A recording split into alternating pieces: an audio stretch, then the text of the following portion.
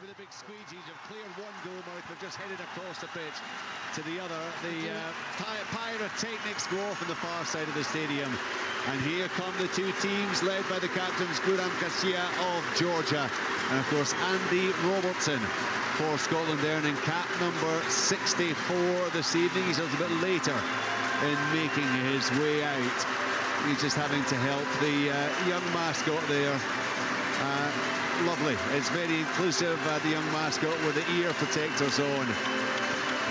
Clearly visually impaired as well with a stick. And Andy's just taking all the time, all the care, and just guiding him out onto the pitch. The Scotland players, of course, with the mascots in the Georgia strips, and those Georgia players with all the wee kids proudly out there on the surface here at Hampden with their Scotland shirts on. We are heading rapidly towards kick-off time in what is a crucial match in Group A. It's Scotland's fourth match. They have won 3 out of 3 so far. Georgia hoping to end that winning run and of course to extend their wonderful run that they have enjoyed. We're about to start with the Georgian national anthem.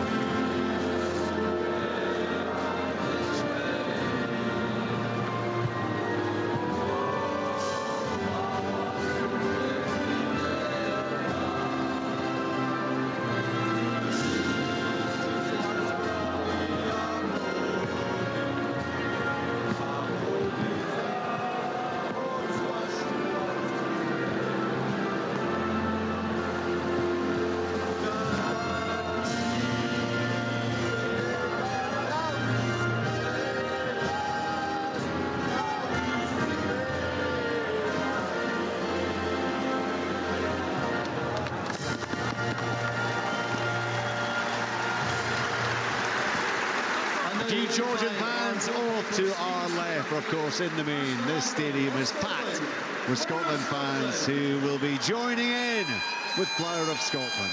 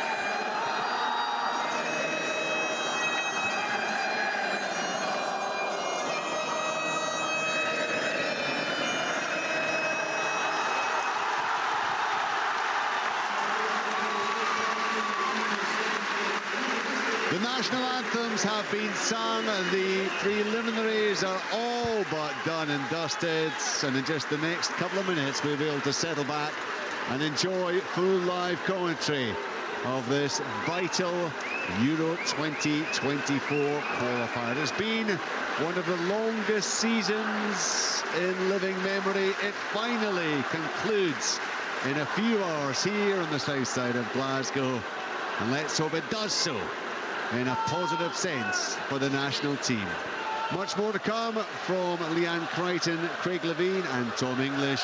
Right now, full live commentary here on Sportsound and BBC Radio Scotland Scotland against Georgia with Stephen Thompson, Willie Miller and Liam McLeod. The 20th of June, a date which has twice seen Scotland exit a major tournament. In 1990, in the shadow of the Alps, as they were beaten 1-0 by Brazil at the World Cup finals in Turin. More recently, 2 years ago, in fact, they were well beaten by Croatia here as they went out of Euro 2020 without a victory. Most of that team remains and already highly likely to make next summer's Euros in Germany. It's not me that's saying that. There are many former pros who think that they're already on their way to the finals. If they win an historic fourth successive match at the start of this qualifying group, it would almost be harder not to get there, to be fair. Almost. There is no other national team in European football, though, that has had Scotland clattering back down to earth than the pan-continental Georgians, and they will be looking to upset the Scots again this evening. Now, before we get underway, a minute's applause in memory of the Scotland legend Gordon McQueen, who we sadly lost last week.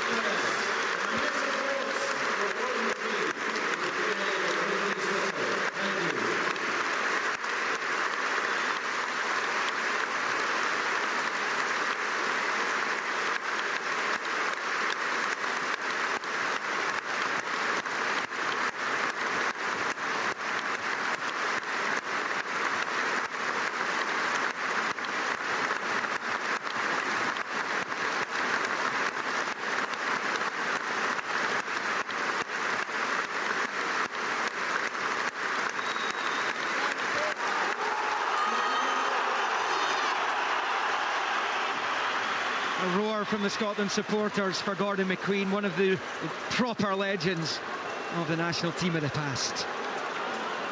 Well, an absolute deluge of rain has soaked that pitch down there. With every footstep from the players, a splash of water accompanies it. So that's going to be difficult for them. It will be the Scots who get underway. They're going to shoot from left to right towards the east end of the stadium in their all navy blue. Georgia, all in white with red flashes, will shoot towards Mount Florida. Gun in goal for the Scots. Porteous, Henry, Tierney, Hickey and Robertson, McGregor, Gilmer, McTominay, McGinn and Dykes, and we are underway here on a dull, dreich night on Glasgow's south side. Long ping ball out to Robertson, to McGregor, back to Tierney. Can already see the ball sticking though in the soggy surface as it's chipped down that left-hand side. Georgia put it out for a throw-in for the Scots, who look like they are wanting to get off to a quick start here. Throw-in level with the penalty spot. McGregor for Tierney, in looking to try and get it back towards Callum McGregor at the angle of the box.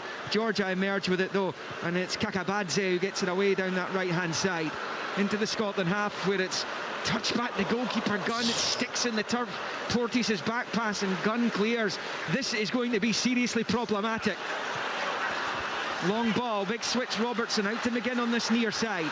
John McGinn steps away from Kvaratskhelia and then looks up left foot, dink to the edge of the area for Dykes. Gets a little touch onto it, but it's swept to safety by Georgia down that far side. I don't know about you, Willie, but for me it's borderline this. It is borderline, absolutely. I think the good news is, Stephen, it looks as though it's easing a bit in terms of the rain coming down, but you know, there's water, surface water everywhere. The ball is undoubtedly being held up. That pass back, you know, from Porteous to Gunn get held up as well. Every pass that's on the ground is getting held up. Every single pass. Need to be so careful. And this could be farcical. I'm hearing in other areas of Glasgow it is absolutely teeming it down again. As Robertson looks down the left-hand side, looking to get Tierney away, and he's managed to do that. The weather helps him. It's kept it in play, level with the Georgian 6-yard line as it's passed back to McGregor. Sticks in the turf again. Robertson gets there into the box. It comes towards Dykes. Is in the D's at the edge of the penalty area, headed half away. Breaks Hickey's way on this near side. Hickey short ball to Porteous. He gets stuck under his feet. The conditions didn't help. Kvaratskhelia in possession down on this near side. He's fouled by Aaron Hickey, and that's going to be a free kick to Georgia. I don't know what they do in this scenario. Well, they should have been testing it, actually. The match officials should have been out earlier and actually testing it, and maybe even, you know, looking at a little bit of delay in the kick-off, or trying to get some of that surface water off. At this moment in time, it's not looking great. It's really dangerous. It could be really dangerous out there for players as well. Free kick for Georgia, which is pumped forward down from the left-hand side. But Valley, the defensive midfielder, but it breaks John McGinn's way left of the centre circle along the deck, out to Robertson on that left-hand touchline. Long ball forward, Dykes trying to win it. He's battling with Callum McGregor to win it back, and they've done that. McGregor now for McTominay. McTominay, little ball, looking to try and tee it up for McGinn. Georgia are able to get it clear, and down this left-hand side they're going to try and get in. Portis has gone down. It is a free kick. Says the Hungarian referee this evening, who is Istvan Vad, and that's going to be a free kick for the Scots just inside the Georgia half. 3 goalless minutes in here at Hampden. We can only hope that the rain doesn't come back on, because that pitch is sodden. It's going to be passed forward up towards Mikau Tadze. He's run about the halfway line. Scotland win it back. Hickey has it on the right, and now it's Gilmore passing it forward to Hickey. Wonderful skill. Shuffles away from 3, and then the ball just sticks in the turf again. Kvaratskhelia on it now, and down this near side Georgia have it with Mikau Tadze. Little ball forward into the Scotland half, and Jack Hendry's to be careful as he just rolls it away. He was under a little bit of pressure there from Kitishvili. Long ball forward, McGinn flicks on into the central area where it is collected by Kvaratskhelia. Long ball down onto the chest of Mikau Tadze, rolls it infield. Chance here for the Georgians with Kitishvili to the right hand side of the penalty area. Scotland under pressure here. As a shot towards the far corner, and it sticks in the turf just before it rolls over the byline there.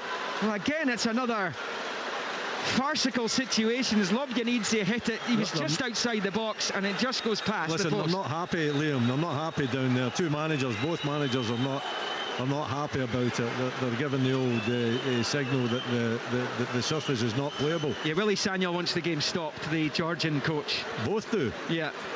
The two managers are in conversation down there with the fourth official, Chris Woods, the Scotland goalkeeper coach there too. What are the options though? You've got 50,000 people inside the stadium. You've got to try and just, I don't know, you're not getting rid of that rain that's on the pitch, I don't think.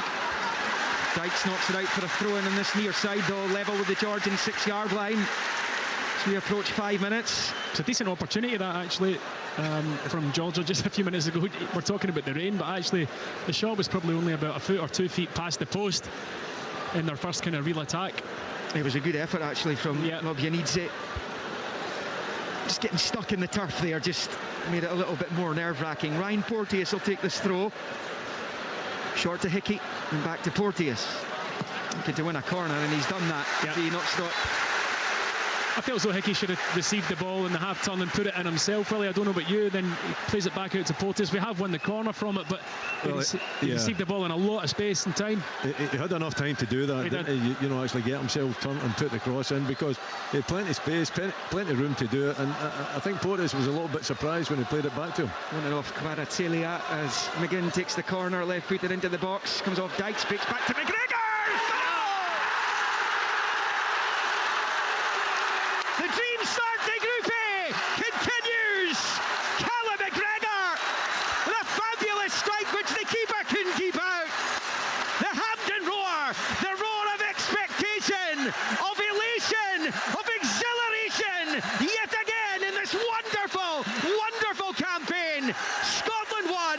Georgia nil. Euro 2024 is there for the taking. Comes from the corner kick. The ball in from John McGinn's not particularly good. Georgia don't really deal with it all that well. When it breaks just around about the penalty spot, Callum McGregor's fussed onto it on his weaker foot, and the goalkeeper actually gets a decent hand to it, but the power on the shot takes it away from him into the corner. Perfect start. Yeah, absolutely. Come through a lot of bodies as well. I think the goalkeeper sees it really late, but Callum McGregor is sharp onto it as it isn't cleared properly. I think it's Lyndon Dykes that gets the header, but he heads it back the park as well. But McGregor's onto it like a flash. They're not happy down there. Now that they're 1-0 down, they're trying to get the game cancelled. Well, they're checking the goal as well. There's a goal check for something in the build-up. I'm not sure what it was, but the referee's coming over to have a look at it on the monitor himself. Not sure what has been spotted by the VAR. No, I think he's chancing an official about the weather. Yep. Well, there was an official VAR goal check. He's not at the screen though, is he? Up there. No, he's not checking it. He's having a conversation about the conditions. Although, I would say he's culpable, because he should have been out earlier checking the surface. The surface was very poor before the game started. The managers are not happy. with the surface as well, and the referee is now not but happy. now that we're 1-0 up, Willie, we do not want this game postponed. And you can see the Georgian players, like, up until that stage, none of the players were really moaning about it. It was mostly the management teams from both sides out in the technical areas talking about the conditions. Since the goal's gone in, Georgia are over with our coach saying, let's get this game binned, which we don't want now that we're 1-0 up, obviously. Well, Willie Samuel's over talking to Scott McTominay. Callum McGregor there, that's his third international goal. I mentioned the game against Croatia here bang on 2 years ago at the Euros when he scored his first international goal. The only man to score at a major finals. He's pulling the captains since 98, Well, the Tartan Army celebrate the goal again, but the two captains, Andy Robertson and Guram Kassia, are being spoken to. Is there going to be a 10-15 minute stoppage in play here while they try and make the pitch more playable? How on earth do you do that? Such a huge surface. And the rain is still coming down. It's not nothing like it was, say, an hour ago, but it's still coming down. Don't know how you're going to get this pitch playable to the extent that they want it. I think you've just got to go on with it at this stage. The ref's still in conversation with the two skippers down below us. We played 9 minutes. It's an early goal, and it's a fabulous moment for Callum McGregor. And again, they scored early in a home match in this campaign. Early against Cyprus through John McGinn, early against Spain through Scott McTominay, early against Georgia through Callum McGregor. Don't know if we can maybe bring the other guys in. Craig Levine and Leanne Crichton are to my left. I will bring them in every now and again throughout the two halves. Craig, Scotland 1-0 up. What are you making of the current scenes? I think it's a bit of a farce, to be honest. I mean, the game started, I didn't see any of the officials coming out and checking the surface at all. We were talking about, even in the warm-up, you could see the players, it was splashing every time they put their foot down, and it was still raining heavily, and yet the referee never even paid any attention. Yeah, they're going off. Players are going off. Steve Clark's telling everyone to calm down. How long this stoppage will be, we don't know. And there are 10 minutes officially on the clock here at Hampden. Callum McGregor, just before that stoppage, had put Scotland 1-0 up as they look to make it 4 wins from 4 in Group A. And suddenly the referee's being swarmed by Georgians down there, players and staff trying to get in his ear. Andy Robertson's having a word with Steve Clark down there below us as well. But the bottom line is that this game has been temporarily stopped here, and the officials are all on to have a go at the pitch again. They're going to need more than the 5 or 6 you're out there just now. Okay, 5 squeegees to clean a whole pitch of water. There's no chance. You need the fire brigade.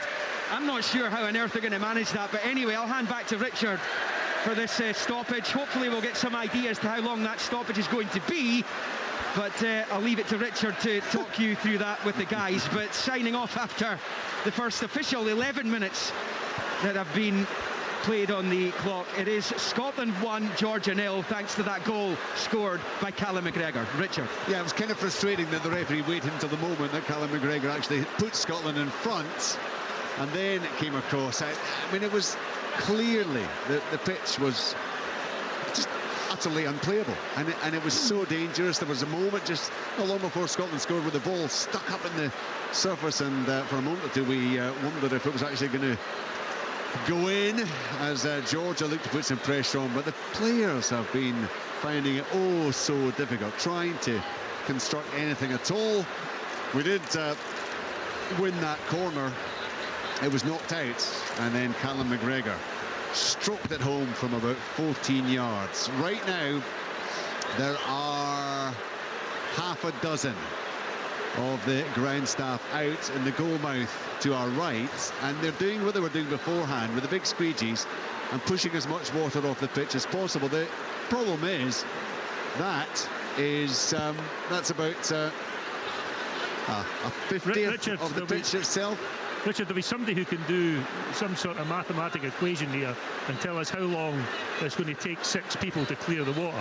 It won't be me, because I failed my standard grade maths. Put it this way, Craig, they won't be finished tonight. No. I mean, there's just no way. So now they can give it a go, but I've squeegeed a few changing rooms with equipment like that. So By the way, it takes you some amount of time. Correct. right, we're just now someone from the, well, I assume from the Hampden Park administrative staff in a suit and what will now be very damp brown shoes.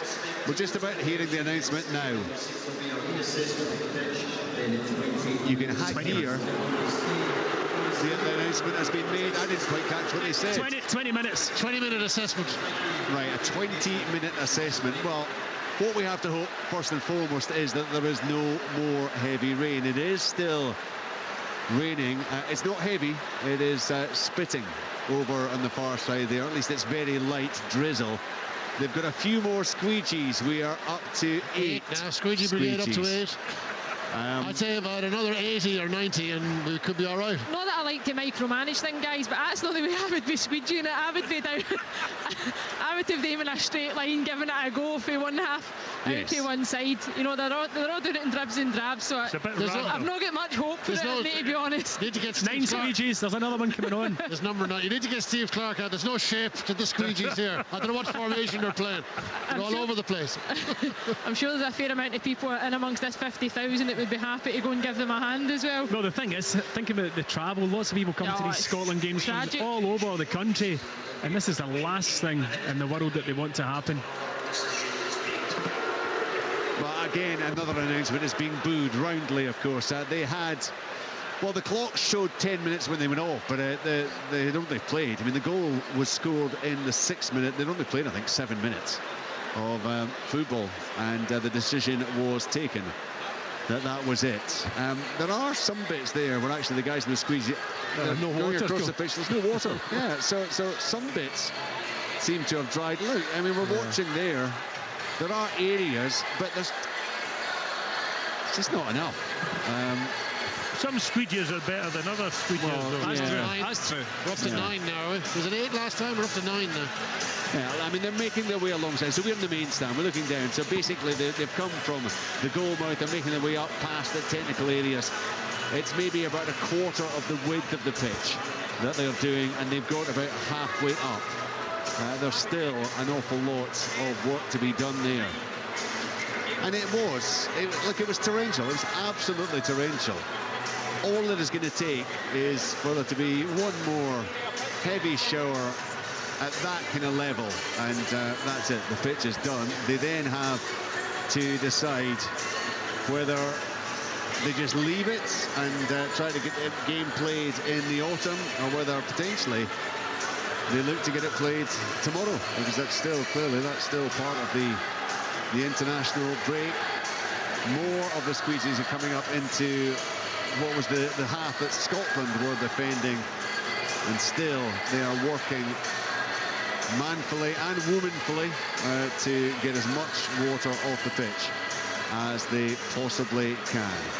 So it was going to be a late night anyway. It's going to be an even later night if we do reach the point where we're back playing football again. Incredible when you think of how Scotland has baked in the heat for the past week and a half. I know there were some rainstorms here in Glasgow, some pretty torrential ones towards the end of last week.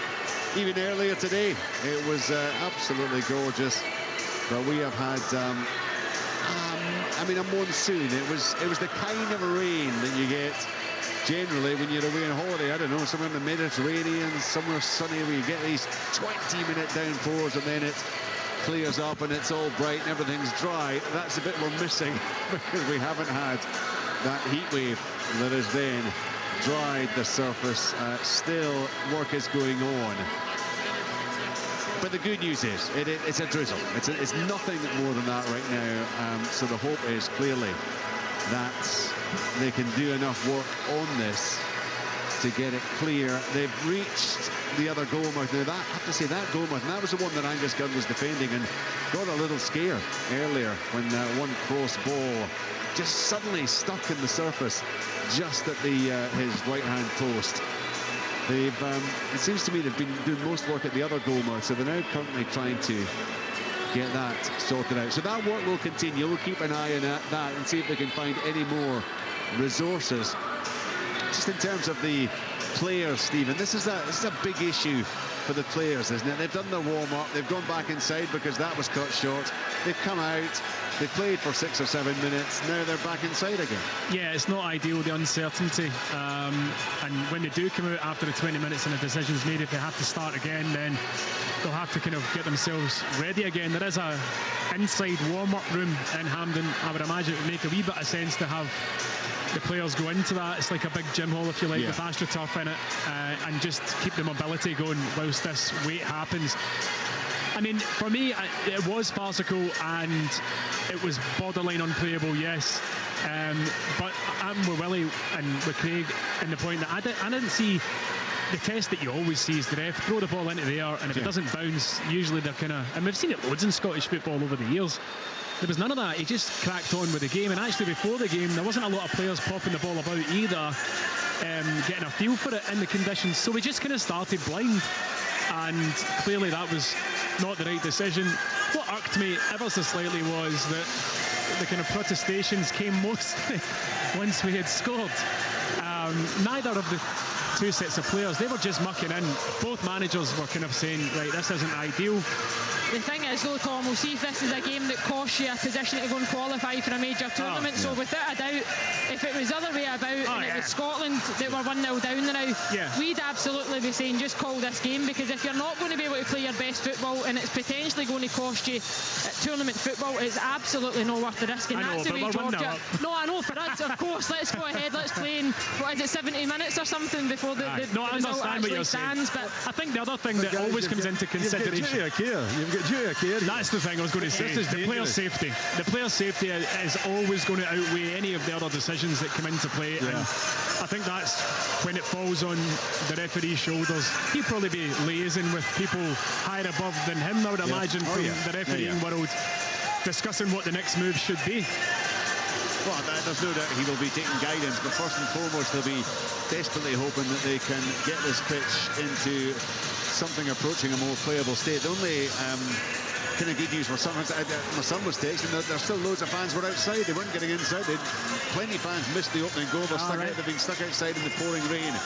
Some way back from the turnstiles as they attempted to make their way inside. So it is at least given those fans the opportunity to get inside, albeit as things stand they have missed the opening goal in the game. I mean, you can be guaranteed, Tom, that one thing the referee was desperately hoping was that neither side would score during that little spell. It's a lot easier for him to make a decision if it is still sitting at 0-0. The whole, absolutely, and the whole drama of it was that a minute or so before Scotland scored, Steve Clark and Willie Sagnolo were both gesturing, you know, like crossing their arms, as in call it off or delay it. And next thing the goal is scored. I'm not sure what Steve Clark's position is right now, but it is high drama. It's a 20-minute delay. The squeegees. What's the rain doing? Is it still raining? It's very light. Yeah, it's very light. Yeah. It's very light. I've never seen this kind of situation before. Get someone down there, get our reporter down here into the Scotland dressing room. Get a few interviews. You would hope though that the referee would come out and test the pitch, you know, before he restarts it again. Surely he's got to have some kind of a indication whether the ball's going to roll properly or whether it's going to get held up in the water, which he didn't do before the kick-off, which, you know, I think from an officiating point of view was really poor. Even for the stadium point of view, Willie, it's a strange one, because they've got the measurements that go around the pitch, that they know exactly what the waterfall has been throughout a week. They monitor it consistently. That's why they decide how much water they put on the pitch before they sprinkle it and whatnot. So why that wasn't taken into consideration is crazy before the teams came out. The last time Scotland played a game that was abandoned was in September 2004. James McFadden scored in an away game against Spain. I remember it was like this. It just became ridiculous. It became farcical. Tomo, you were playing? No, I was an unused sub as per usual. But I was there. I was there enjoying the ambience. But yeah, I remember it well. Okay, you remember it so well you forgot to let us know that this has happened previously for Scotland. Well, I was halfway through a sandwich. Right, good. I'm glad you had time to have a sandwich. That's been one of the main benefits of the postponement or the abandonment so far. Look, there's more and more work going on. I've got to say, the squeegees, there's less water being brought up by the squeegees in some parts of the pitch where they've been working hard. But I mean, it's Richard, can I just butt in? See the young chap just below us there. He's used that. What was it you called the thing that he's used? Squeegee. The squeegee. A squeegee, yeah. He's used that squeegee in that same spot 4 times now, and there's still water coming up. The same area. Right. So I don't know, you know, if it is getting cleared or not. The only way, really, to find out is to get it tested, to get the ball out and get the ball moving and see if it is making a difference to the surface. I think one by one we're all realising what they're playing over the PA system at the moment. Travis. Absolutely brilliant. You can always rely on Scottish people for a bit of humour, eh? Absolutely love it. Fair play to them. They're actually enjoying it. That's superb. I'm not so sure that the fans will be enjoying it. Well, the guy right behind you is stripped off to his waist, Richard. Yeah, I mean, it's nothing to do. Let's just make it clear, it's nothing to do with me. He's I never said it was. Right, just the fact you're associating me with him. Because he's right behind you. He's getting a selfie with me on the cam. It's quite a scene. There's a bit of a sing-along here. I mean, people who Wimbledon. It's like Wimbledon when it used to rain there, when the roof wasn't there. Everyone having a right old sing-song. Willie, the guy Willie mentioned, who's been in the same area 4 times, he's just gone back for a 5th time, and again he's still taking large amounts of water. Oh, this is no. I mean, it's. I think they'll get back on. I do. I think it's improved. I think it's improved. I think the overhead is improved, but I mean, they can't have moved more than about 10% of the water. No, but I just think with the kind of rain going off and actually allowing it to soak into the pitch as well, then I think we're going to get back. I'm not convinced. No, I don't think so. Sorry, but you do want a future in. No, I had a future. Can we ring up Judith Rolls? Listen, wait till somebody produces a football in a second and we'll know exactly how the pitch is looking. It might look better than it did a minute ago, but I still don't think it's football ready. That is the only way that we're going to find I know, Willie, playable. Get the ball out. I wish a few would drop the squeegees now and just get a game of longies and we'll see how it's playing. Well, that's about 15 minutes now since 15 minutes now since the players were gathered by the referee. 1 or 2 of the Georgia players are down there right at the end of the tunnel. They're watching on to see how things are proceeding. They've just appeared with more squeegees, and they've got the young kids who, I think it's the kids who were holding down the flags. Those are actually brushes. They're brushes with a big heads. And they're going to be, oh my goodness. I mean, actually, that's A, it doesn't look like they're going to work. And they're not sliding. No. They're getting stuck in the grass. And it's a bit. It's an equipment malfunction. I'm sorry, that's farcical. You've got 6 young kids with brushes and making absolutely. This reminds me of Aberdeen down at Firhill, Partick Thistle. Back about 91-92, Aberdeen were 2-0 up at half-time. There was a blizzard. John Lambie sent one guy out with a brush, which was about a third of the size of those ones, to start clearing one of the lines. That's my story, Richard. All right. I was manager at the time, by the way. Well, you remember it well, Willie? Yeah. And so I think we took 7 off them in the replay. The game went ahead a week later, or whenever it was, and Aberdeen won 7-0. But it was one brush. Sent this young guy out with a brush to clear the lines. He went onto the halfway line, and the head fell off the brush. so it's not quite at those kind of farcical levels, but it's not far short. Richard, I'll tell you what's interesting. If the game does restart, you want to be playing down this side and in the penalty boxes. Yes, because those are the only bits that are getting water removed from them. Here comes the referee, and at least one of his assistants. He doesn't have a ball. He doesn't have a ball. Richard, it's incredible. I mean, he's out to wander around in the pitch. Walking did nothing in terms of bringing up the puddles. He needs to be running around, which was giving an indication as to how the players were able to. And surely he needs a ball to see if the ball is actually able to move on the surface. Well, he's made his way out onto the pitch. He's heading across to the goal mouth off to our right, where there has been a lot of work done. But they've got the squeegees there. They're still moving copious amounts of water out of the 18-yard area and into the net. It's hard to fathom that, because you think of how much work they've done in the goalmouth and how much water we've seen come out the goalmouth. How is that still? How are they still managing to find water there? Well, they've got these kids who are actually busting a gut, blowing a gasket to try and shift water with their sweeping brushes. I know. And whenever they do eventually get the little bit of water to the touchline, they get a massive roar from the hands of the crowd because for their achievement. But there must be. The referee, he's out there with no ball. No, it's incredible. It's István Bad, the Hungarian. He and an assistant have been down to the goal mouth to our right. They've walked back up to the centre circle, and now in conversation, it's all over. They are heading back across the pitch. They are still mic'd up, so they're relaying information back. It says inside. Match suspended on the screen.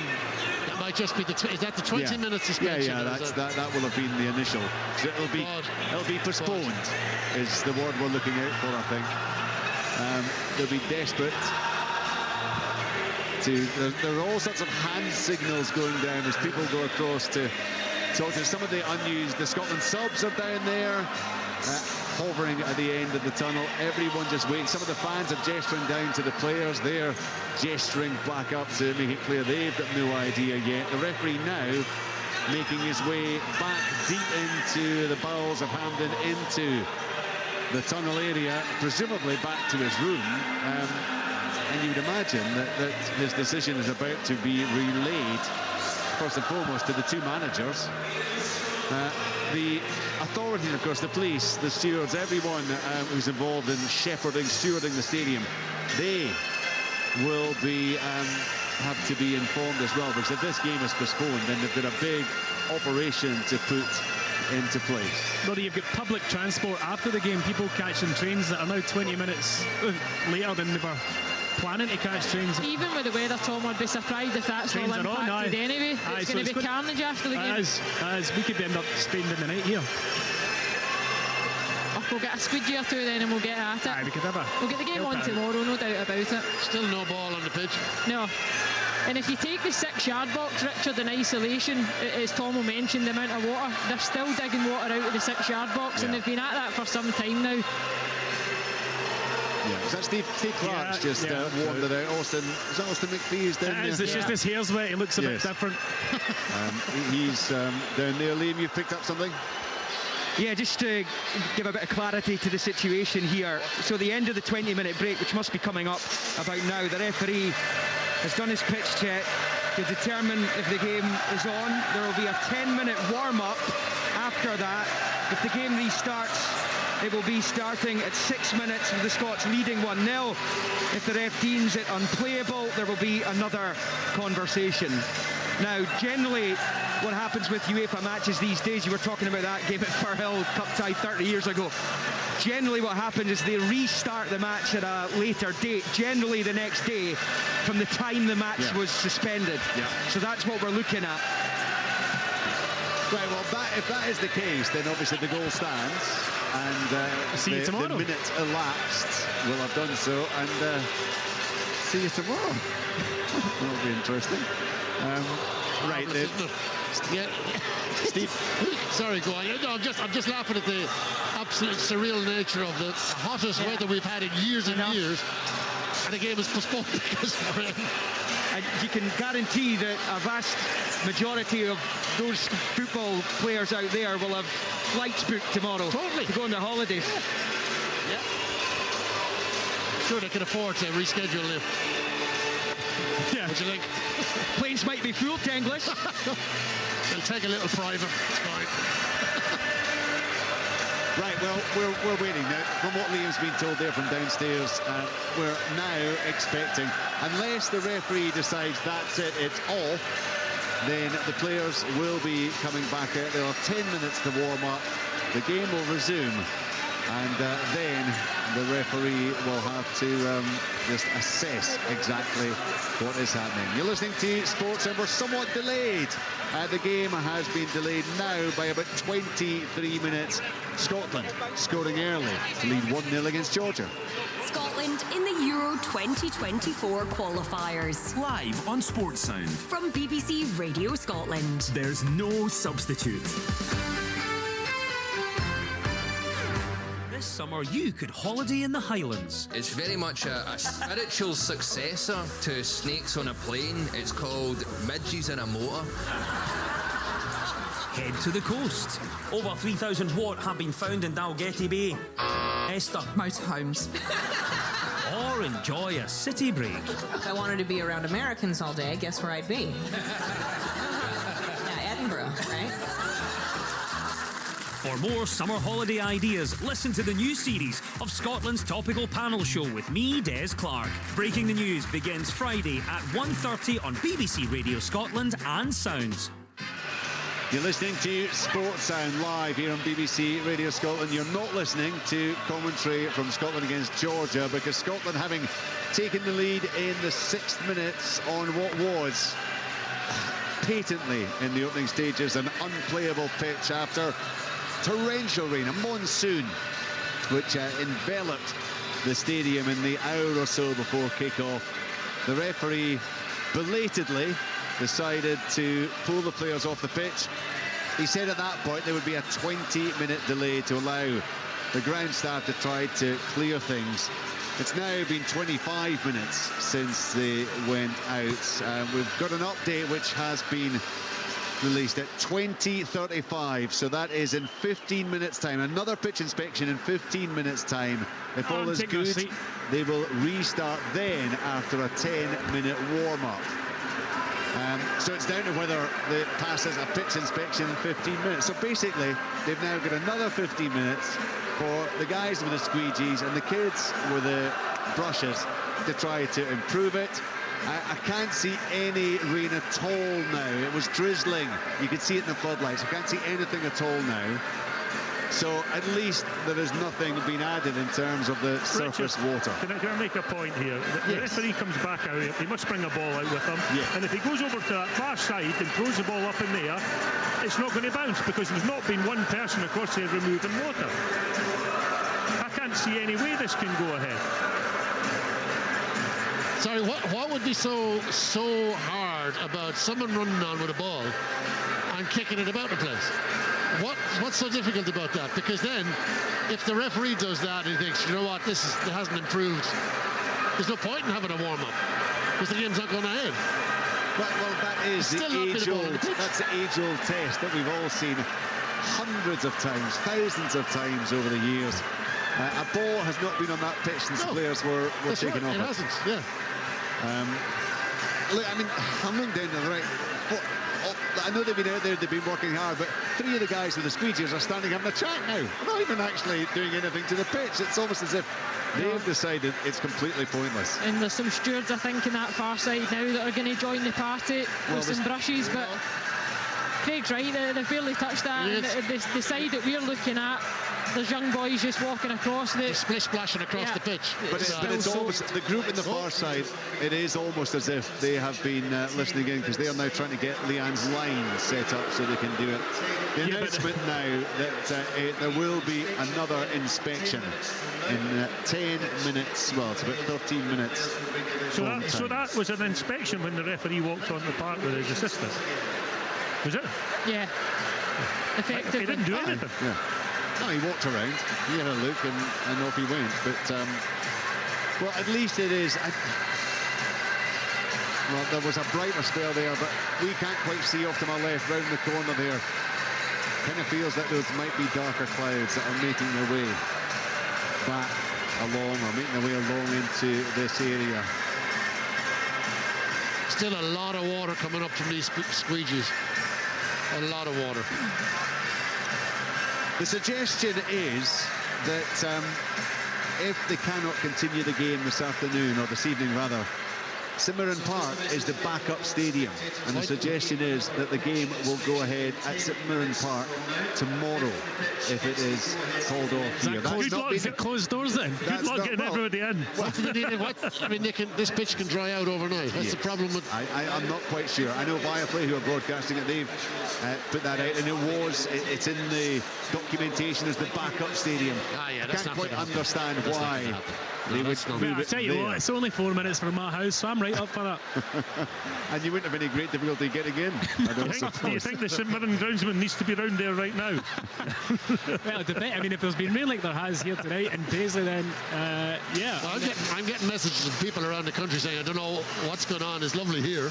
Really? Yeah. But we're in Scotland, not Ireland. No, I'm talking in Stirling and other places. Right, it's grand there. People are watering gardens. I mean, we were the same up in Aberdeen last week when there were the thunderstorms in and around Glasgow. So sadly, I don't think there was any thunder and lightning, but my goodness, the rain was absolutely torrential. I mean, you can understand why. I don't think there's any criticism to be levelled in any way, shape or form at those who have prepared the pitch. It was just horrendous for a good 25, 30 minutes, I suppose. And they're working away. They're still trying to get the water off the pitch.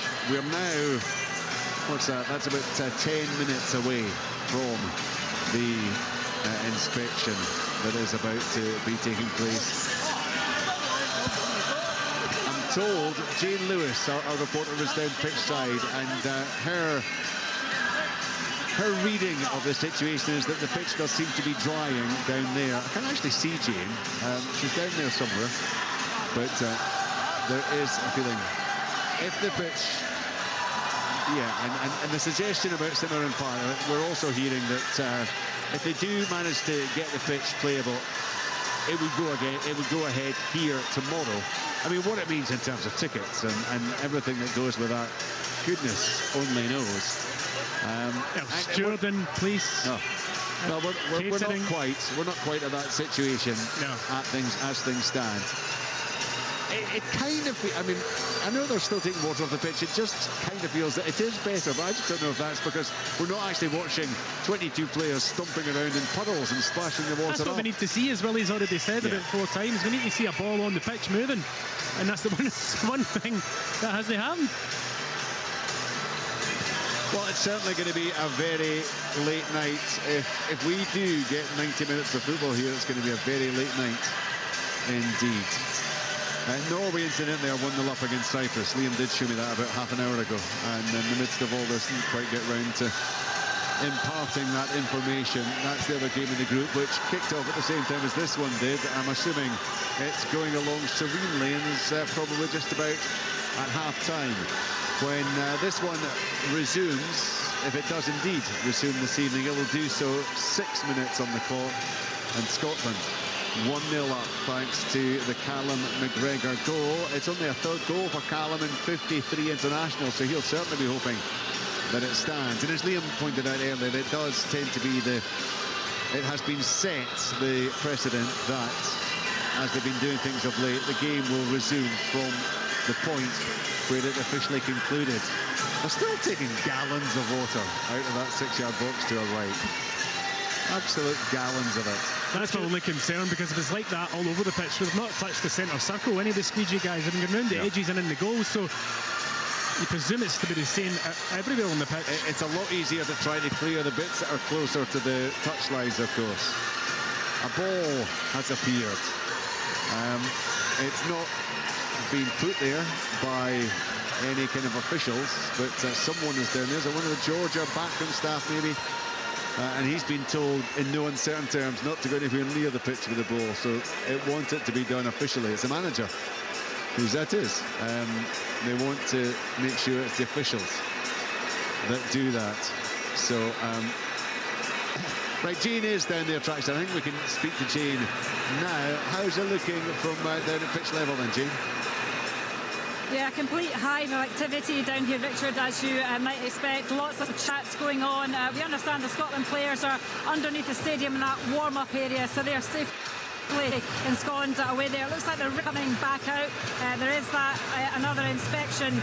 We were told at 25 minutes too, but it looks like the referee is certainly coming out to have another little look at the minutes with another official as well. But yeah, we're told that there will be another inspection. If the pitch is playable, there'll be about a 10-15 minute warm-up again for the players when they come back out onto the pitch, and then the game will restart, of course, 6 minutes in, with Scotland leading by 1-0. If it's not deemed playable, then it's either going to be back here tomorrow night or St Mirren Park, which is the nominated backup stadium. It's Simone from the SFFA, who says that the weather forecast is looking good despite the grey clouds above me. The weather forecast is looking promising.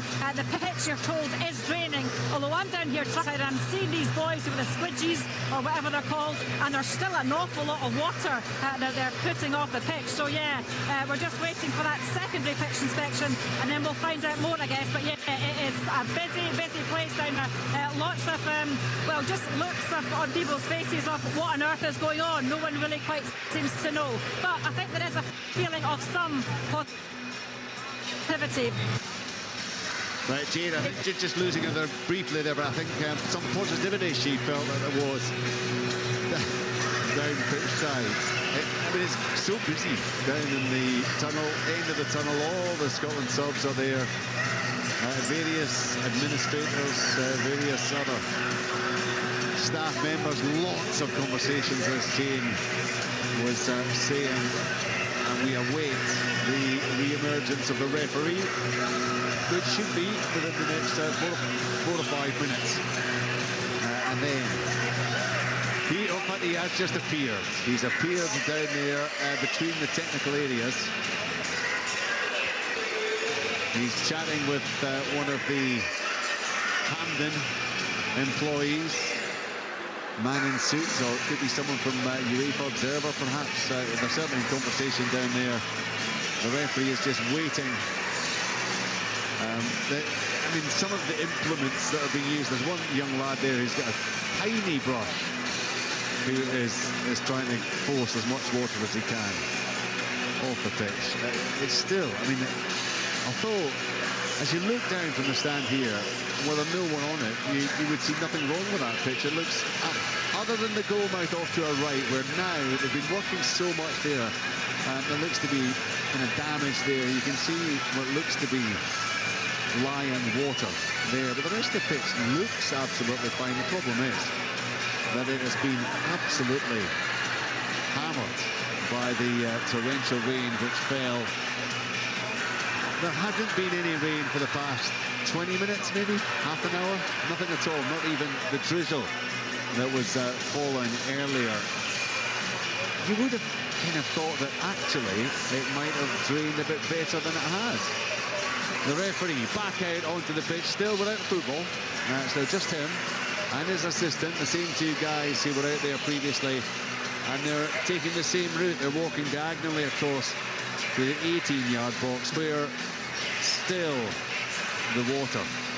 I tell you, for these guys that are squeegeeing, Richard, I'd be raging, having just spent 35 minutes bursting myself squeegeeing this pitch, if he comes over and says it's not happening. This guy's over there breathing like you wouldn't believe, trying to clear this pitch, sweating. No, absolutely. They have done what they can. You can see in that goal mouth, though, even as the referee and his assistant walk across it, you can see water coming up. Yeah, you can. Just as they walk. They're not running, they're not kicking the ball, they're just walking at a leisurely pace. And you could still see there was water there. And there's so much water in that goal mouth. It's remarkable. How many officials are there? Seriously. Many match officials. 5? Plus observer, and nobody suggested to the referee in his log, get a ball on that pitch and see if it will move, see if it will actually roll, or if it will hold up, or if it will bounce. I just cannot believe what I'm seeing. No. Richard, I'm sorry, I can't. Well, you saw Willie Samuel came out with a ball and was totally told take it off. Yeah. So they've gone across to the goal mouth to our right. They're now walking across the pitch to the goal mouth to our left. It is now, I mean, that's 45 minutes almost. 40 minutes almost since the players left the pitch. And none of us can believe that there was no football been involved in this test. I'm going to say that goal most looks even to the left, looks even worse than the one to the right in terms of the water that is still coming up as they walk across it. I find it hard to believe that they are going to assess this game is going to go ahead. Now the referee has finally asked for a couple of footballs. They've been rolled on, and we'll see. Well, they're trying to bounce them, and the ball just isn't bouncing. I mean, certainly in that area of the pitch, which has been squeegeed significantly, the ball was running a bit better than it had been previously. In terms of there wasn't the big spray of water. Now the referee is trying to bounce that ball in the goalmouth off to our left. It's just not bouncing. It is just not bouncing. It's hitting the surface and it's dying. It's got to be off. I think it's curtains, Richard. Cannot see any way that he can reconvene this game.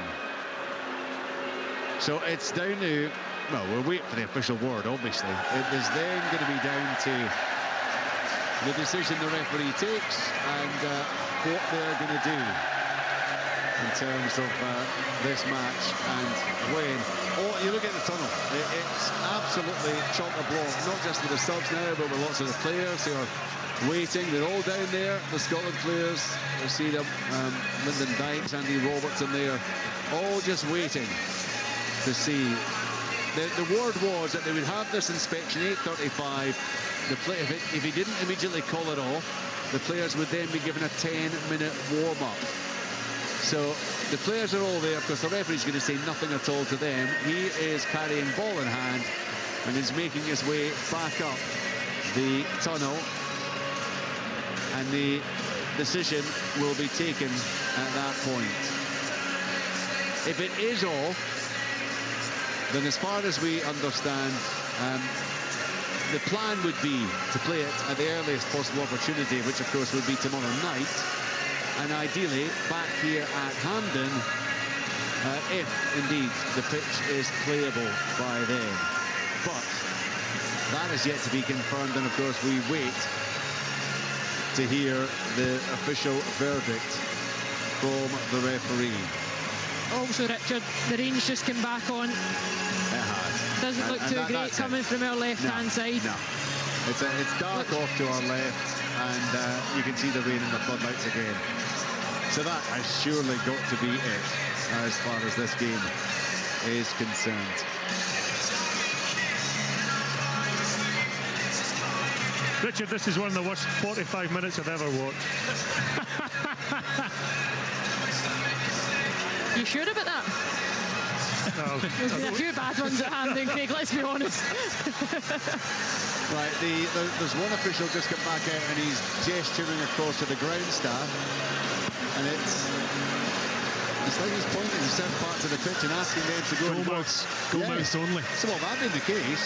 Yeah, it's Bob Park. He's in charge of the stadium operations, Richard. Well, couldn't quite make out who it was from here, but if that being the case, then he wants them to continue working, and he's prepared still to give this game a chance. There's a leaf blower on the pitch now in the goalmouth.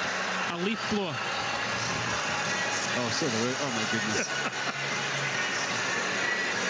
Got to try everything. Well, they are trying everything, but now they're calling all those who've got squeegees and brushes have been called into the 18-yard boxes. All efforts have to be. Now that's obviously come from the referee, who has said, look, I'm not calling it off quite yet.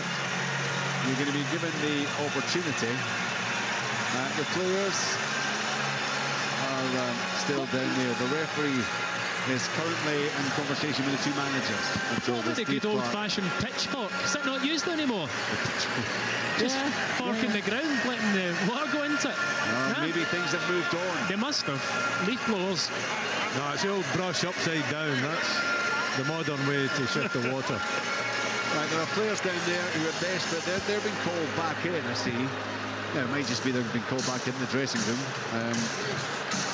as the conversation continues. But yeah, referee, we're told, talking to the two managers, Steve Clark and Willie Sagnol. And still we await official word from downstairs. It is Viaplay who are covering it on television. I see they're hoping to get some more information. Right, we're now told at 8:45. No, the bad news is the rain's just, if you look over at the floodlights. And the game will then restart at 9 o'clock. So 8:45, so that's in 7 minutes' time. A warm-up. Everyone happy. Game kicks off again, or recommences at 9 o'clock. I can't see it because the rain's just picked up again. You look over there, that rain is dropping now, like it hasn't done for the last 40 minutes. That's proper rain now. Yeah, it's getting heavier.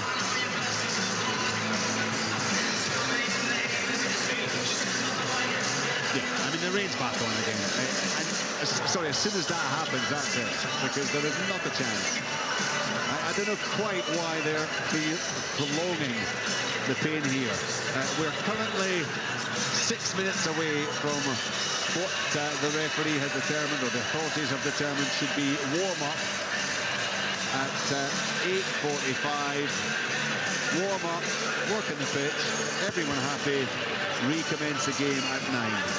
But as they are still trying to push water off the pitch, so the rain is tumbling down from the skies, and it's getting heavier. So you're hearing an announcement now in the background. 8:45.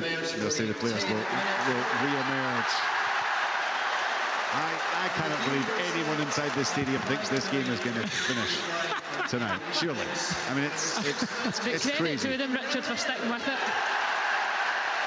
Well, they have stuck with it. There's no doubt about that. So we will be look, if the game does restart with 6 minutes played and we kicked off at 9 o'clock, it's going to be the latest conclusion to a match we've ever seen in this country. Doesn't this just sum up this season? Yeah, there was me saying that the 3 minutes towards the end in Oslo summed it up. This is even more the case. Oh my goodness. So a 9 o'clock kick-off means, well, clearly that's going to be an hour and a quarter later. You take 6 minutes off that, which doesn't make a hell of a lot of difference. There could be that amount of stoppage time. We are going to be here deep into the night. Or we'll be away in the next hour or so, and we'll be back tomorrow night to try to get it done.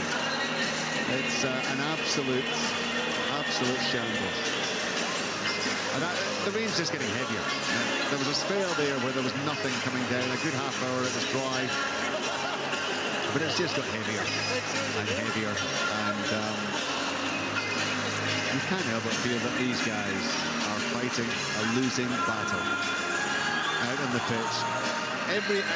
It's not just that, I mean, the guys who've been down there, they've got the tracksuits on, the ground staff, there were guys in suits and dress shoes who are down there. There are stewards who are down there. They're doing what they can. The lady with the leaf blower has given up. She's decided that the leaf blower probably wasn't doing an awful lot of good. Well, there's no leaks on the park, so she's obviously done the job properly. I mean, the players are going to actually, it's gone on so long now that we're going to have to be getting food in. You know, you prepare for a game, you eat a certain amount of hours before a game kicks off to fuel yourself for the game. That time's passed, and then you're kind of too close to eat anything heavy, so it'll be, I don't know what they'll be doing down there, Jaffa cakes, bananas. Sports mixture. Yes. You might need to get down and help them out. They're all done, Liam's tandem. I've got half a sandwich left. Yeah, not just the players are needing food. Starving up the media gantry here. We're going to need to see what's happened to the half-time pies if they are available. I can only assume, Richard, that it's dragging on as long as it is to pay lip service to the fans, to show that they've done everything that they possibly can to get this game back on.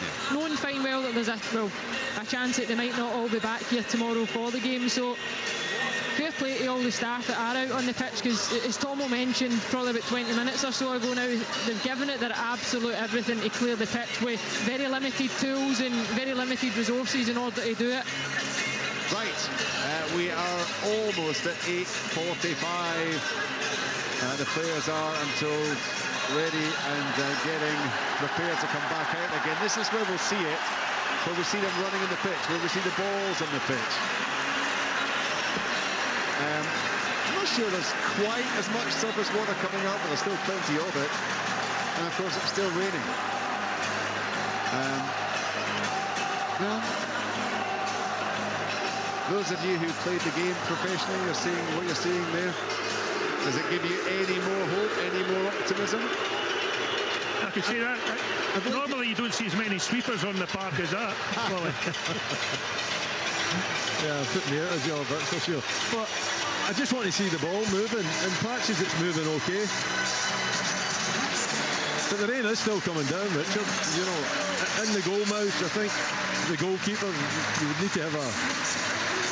See, it's not bouncing in the goal area at all. It's about 8 yards out there and it's not bouncing. It seems to be moving a lot better, you know, across the surface. Certain bits it's quite patchy, isn't it? There's certainly bits it's moving much better than it was earlier on, but I still don't think when the ball drops out the sky that there's going to be much movement on the ball, and the penalty areas still look really bad. Very wet, the penalty area.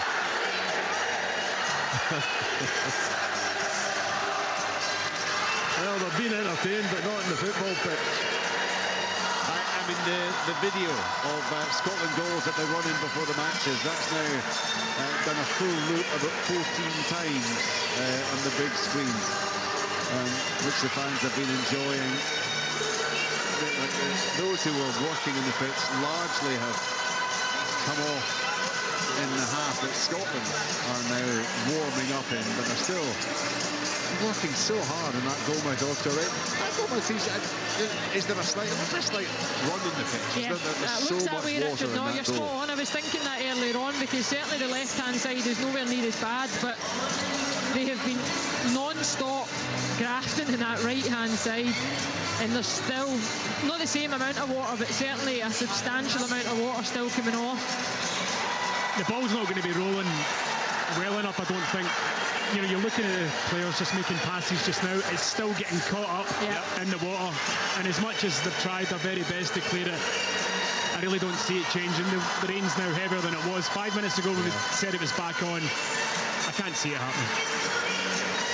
What you're going to need is both managers and both teams to agree if they wanted to restart it, and I just don't see Georgia in particular wanting to give this a go 1-0 down. Safety's got to come first. Absolutely paramount for both sets of players. I can imagine the club managers of all these guys will be on the phone saying, under no circumstances restart this match. They will be apoplectic, I think, at the prospect of this slugfest taking place.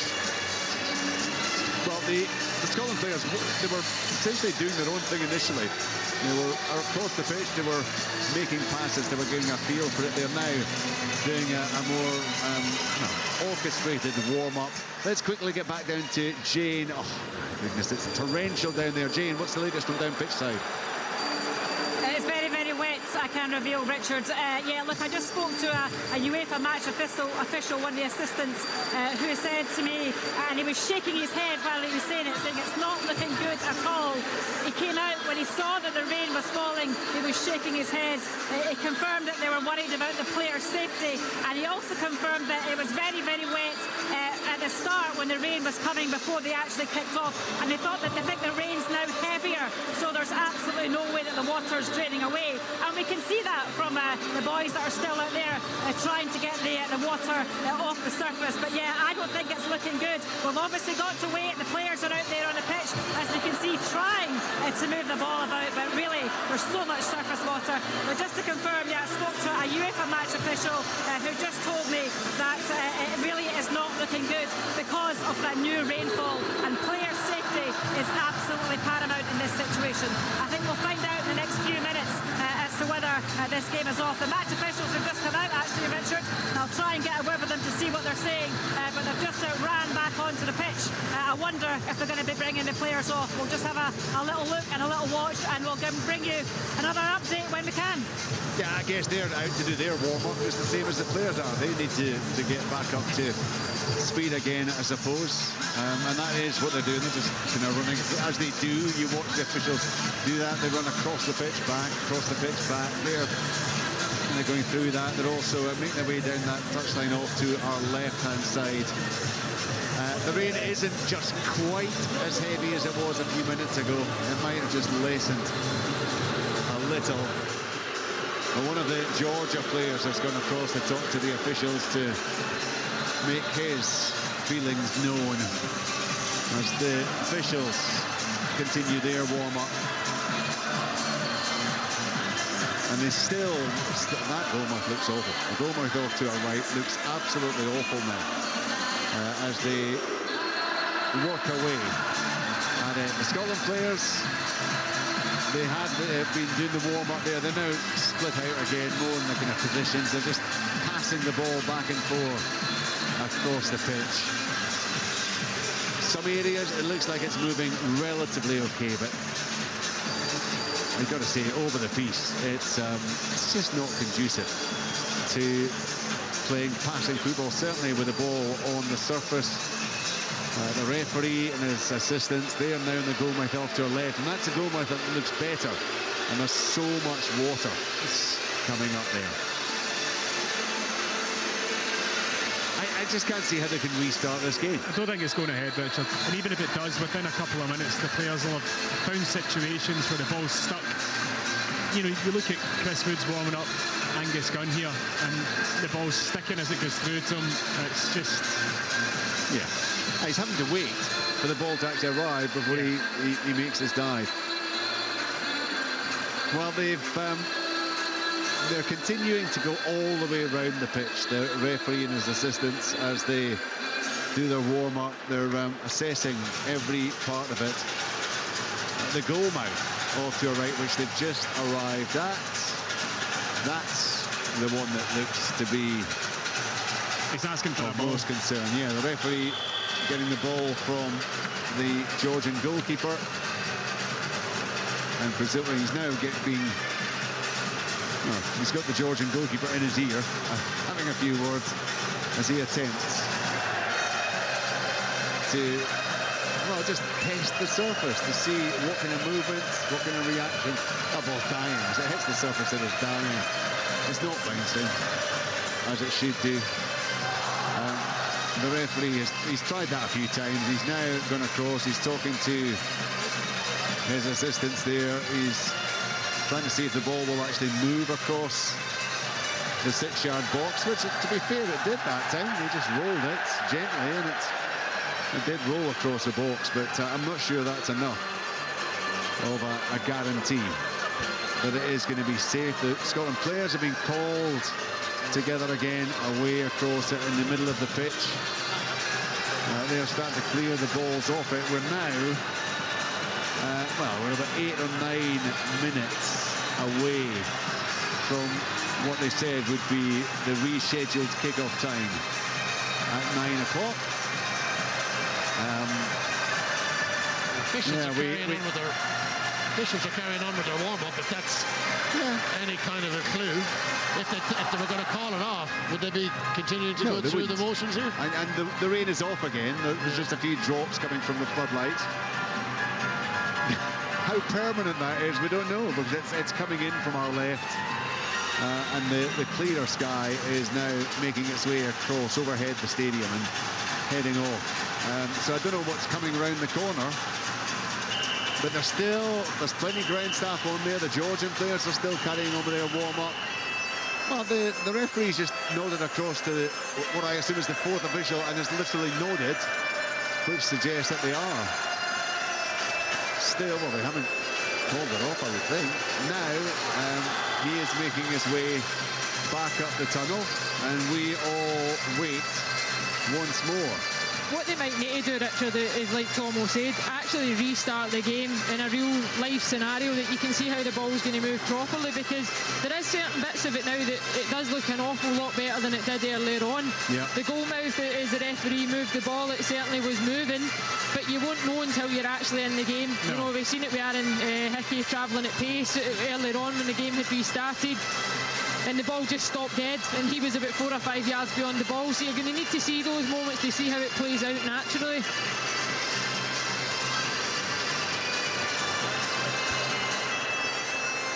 Let's just hope that by some miracle they restart this one. We get 90 minutes played. We get this season done and dusted, because I said it right at the start, it was one of the longest seasons in living memory. Sure, neighbours want it extended by another 24 hours. What I can guarantee is that if it does restart, if there was a roof on Hampden pitch, it will come off with the noise of this place. It will absolutely erupt. Well, it is now 58 minutes since the players left the pitch. So they've certainly given it plenty of time. And bits of it, you're right, bits of it, the ball does seem to be moving. There's been no sign of the referee coming back out again, but the two sets of players have been going through their warm-up. The Georgian goalie, he's still not delighted. He keeps throwing the ball up into the penalty area, but actually it's rolling across the penalty area fairly well there. I mean, everyone, all the people who have been helped to try to clear the pitch, there must be about 20 of them, are in that goal mouth off to our left now. The one that didn't really seem to be doing an awful lot of work on earlier on. They are doing whatever they can to try to clear that. And the Georgian players now, well, there's no one else other than the Georgian players in that half to our right. They're continuing to just knock the ball around. There's still an awful lot of surface water in places where it's coming out. And we're just now waiting for the referee, for his assistants, to make their way back down the tunnel. There's been no sign. Steve Clark and Willie Sagnol, the two respective managers, were being chatted to by the referee earlier. That's when the latest plan, the warm-up at 8:45, everyone happy, and the kick-off at 9 o'clock. That was when that was instigated. Steve Clark is deep up the tunnel there. The boat's just one shot or so of him, just drinking a bottle of water as he waits. And we all wait. The two Scotland sub goalies, Liam Kelly and Xander Clark, have just left the pitch. I think we're left now with just the all but the 22 who started the match. A couple of the players there just stamping, and there's so much water still coming up. It's torture. Just it's that weight. Still the work goes on in the goal mouth off to our left. Angus Gunn is trying to inhabit that penalty area, but he's being completely consumed by those with brushes and squeegees as he waits for them to finish their work. And we wait for the referee to re-emerge. Some of the Scotland backroom staff, Stephen Naismith just coming down, having a chat with Ryan Jack, one of the Scotland substitutes. A few of the Georgia substitutes just standing there watching on and waiting for a conclusion to this incredible episode. What happens if Georgia say, we don't think that's safe, we're not playing? Can the referee make them play? It'll be up to the referee. He's clearly, the referee makes the decision as to whether a game is on, off, postponed, cancelled. So if they say we're not playing on that, they forfeit the match. Yeah, there would certainly be. No, we were talking about Estonia all those years ago, aren't we? If you're getting into that kind of scenario, but no, the referee has the absolute. He is the arbiter. He will make the decision as to whether the game goes ahead or not. If both teams were to put up a complaint, I guess he would have to take more cognizance of that. The Scotland players are actually they're fed up. They're gesturing back, saying, "What on earth is happening?" They're getting an indication there that the referee was talking to the captains. Actually, see if Andy Robertson. See if Andy Robertson's still in the pitch. But the players that doesn't look good, does it? The players have just been brought back in again. All the Georgian players have left the pitch. The Scotland players are making their way back across as well. Scott McTominay's going absolutely nuts down there. He's not happy. They were ready to go, Richard. Yeah, they were ready to start. They've warmed up, they've knocked the ball about, they've got themselves ready. Steve Clark is now out. Liam Kelly having a few words with him. Andy Robertson's got his arms outstretched on the far side. He's in the left back position, ready to go. Clearly, the referee wasn't talking to the captains because Andy Robertson is still out there. Yeah, he's the last man in the pitch, in fact. So if they're going back in, if they have to come back out, do they have another warm-up? Or are we seeing the last of them for the night? Well, we're reaching the point where it's just getting almost too late. Yeah. Norway 2, Cyprus 0. Erling Haaland has just scored from the penalty spot to double Norway's lead. I guess that is fairly early in the second half of that one. The last few Scotland players, John McGinn, Lyndon Dykes, Andy Robertson, making their way off the pitch and up the tunnel. Steve Clark is there. He's talking to the players as they get there.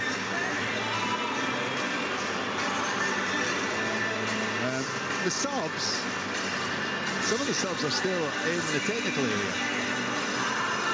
I'm not quite sure why they would still be there if they were told that the game was off. Unless they're just soaking in the atmosphere of the night, but certainly there are a few of them still there. So there's nobody squeegeeing up at one end now? No, they're all down to the goal mouth to our left. But the goal mouth that's been deserted isn't looking in great shape. No, to be fair, it's looked like that for the past 40 minutes or so. They worked so hard in it, it looked worse the longer they worked in it. And we're now in the dark. We've now reached that point where some kind of information has to be given out. And of course, those who are in charge downstairs are waiting for that decision to be taken. Just don't quite understand why the players were taken back off again, having been told to go out, warm up, and that the game would then kick off 15 minutes later. We've now reached that point. We have reached 9 o'clock. It is now 1 hour and 5 minutes since the players first left the pitch. And still we wait to find out what is going on now. I think some kind of information has just been relayed to the TV, those working for TV, because I see the floor manager down there and just having a few words. Reporters just come out of the technical area, of the tunnel rather, and made their way towards the technical area and beyond where the TV presentation is taking place. Back down to Jane. Jane can give us an important update. Yeah, the UEFA officials just come out and told us actually that there'll be a 9:15 restart if the rain stays off. Now, if you look up, Richard, there is a big grey cloud above us, but if the rain stays off, you're just going to be hearing it announced as well. There'll be a it'll be up to the teams, the squad of players, if they want to have another warm-up. But as things stand, this game is going ahead as long as the rain stays off. Seriously, why no? The players are out warming up. Why no start it, and then if rain goes on, just abandon it? I don't quite get that. Look, they're still working with it. They're still trying to clear it, I suppose. The rain is off at the moment. But 9:15 start. It's going to be almost 10 o'clock. That's Willie's bedtime. Well, but it's going to be after 11 o'clock. Well after 11 o'clock before this game finishes. And then people are going to have to try to get away, try to get home. And it's not necessarily those who have come in coaches or who have driven from farthest flung parts of Scotland, but people who will be relying on local buses and transport and trains. It's nightmare. I know. So, it's not exactly the best stadium to get away from. No, at the best of times. Correct. Anyway, what do you want to talk about for 15 minutes? Well, we could just watch the squeegee guys again. I'll be honest, I've hit that wall now, so I'm kind of hoping that someone is going to get down the stairs and get some food. To be fair, Richard, Tam Kevin's been peppering me for 20 minutes. I've got a whole column. Probably just walk through them and it would take us through to kick-off time, I reckon. Norway 3, Cyprus 0. Haaland's got a second one there. 2 goals in 4 minutes. No, the vast majority of Tam's texts are simply He was worried. But he was worried why the best sweeper was sitting in the gantry. I don't know who he could be speaking about, and he's not got his cans on either, so he won't be speaking about. Alex is one about they're not able to play the game here tomorrow night because there's a concert on. Wet are playing. I like that one as well. That was one of his better, cleaner ones. I'm glad he wasn't just bombarding me with them. No. With this, Jam's clearly trying to keep himself occupied. The players will be keeping themselves occupied down. Tell you what, seeing as we've had a lack of live football action, why don't we play out for our own delight and enjoyment the last 4 minutes of the game in Oslo on Saturday evening? Let's just settle back and enjoy what was the most incredible conclusion to that game against Norway. They just don't look like threatening, do we? We've had 3 efforts in goal in the whole game, 1 on target. Just really kind of lacking ideas. Kenny McLean picks up wide on the left, midway inside the Norway half. Low ball back to Robertson. We're in the final 5 of the 90 here. 1-0 Norway. Scotland with Hickey wide on that right-hand side. Goes back to Hendry. Scotland scored, all changes again. And it just doesn't look likely. No. You never know, Liam. Just takes one chance. I'd like to have seen Shankland or Nisbet coming on. I mean, like, when you need a goal, Shankland, the amount of goals the guy scored this season, Nisbet also had a good season. Chuck them on. Here's Cooper. And the Scots, square ball for Hendry. Now it's with McTominay in the middle. Forward to McGinn, holding off Odegaard, popping it through. McLean didn't have his eyes on it. Dykes gives chase. He gets there. Goal! Lyndon Dykes scores! Late salvation in Oslo for Scotland. The ball popped through to Dykes, and he gets the slightest, faintest of touches on it to put it past the goalkeeper Nyland. And the Scotland players celebrate over in the corner down in this near side. That is a massive goal for the Scots. It is a massive goal for the Tartan Army, who celebrate wildly up the other end. In the Ullevall, with 3 minutes of the 90 to play, it is Norway 1, Scotland 1.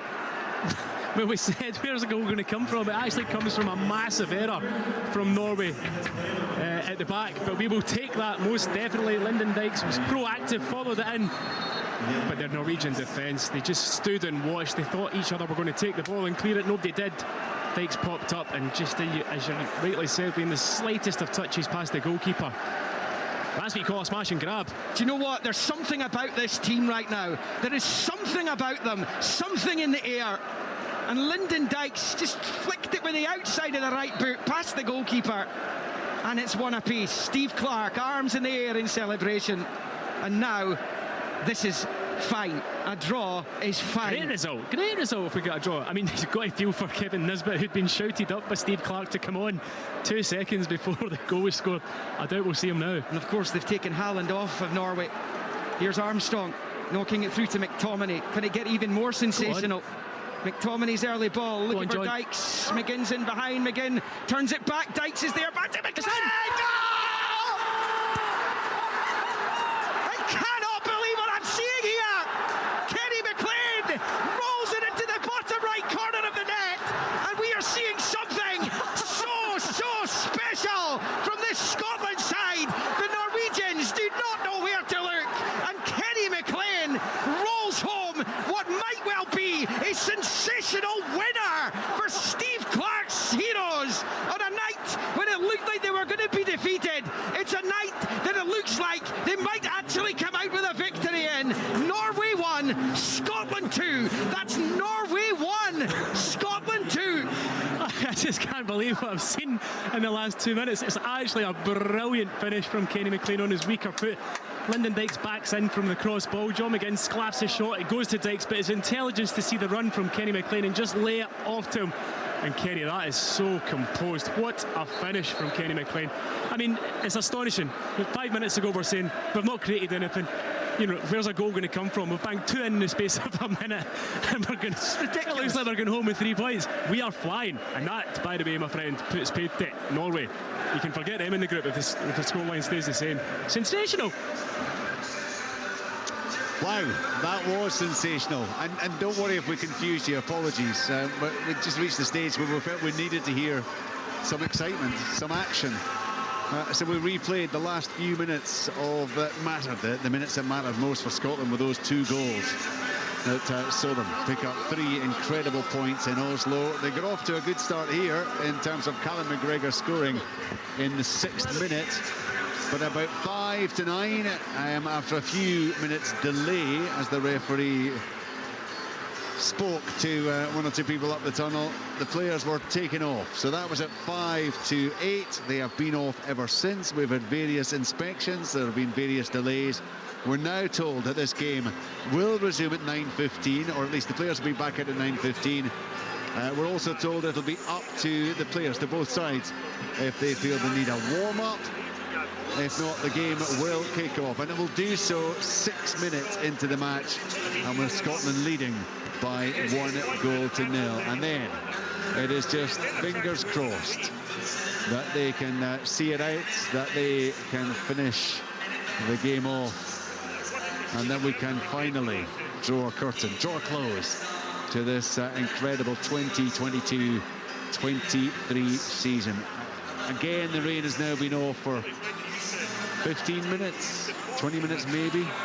Still, they are moving so much water off the goal mouth. I mean, it is astonishing. Where's it coming from? I really don't know. It's coming from underneath the ground. From the sky. The I'm not even sure anymore.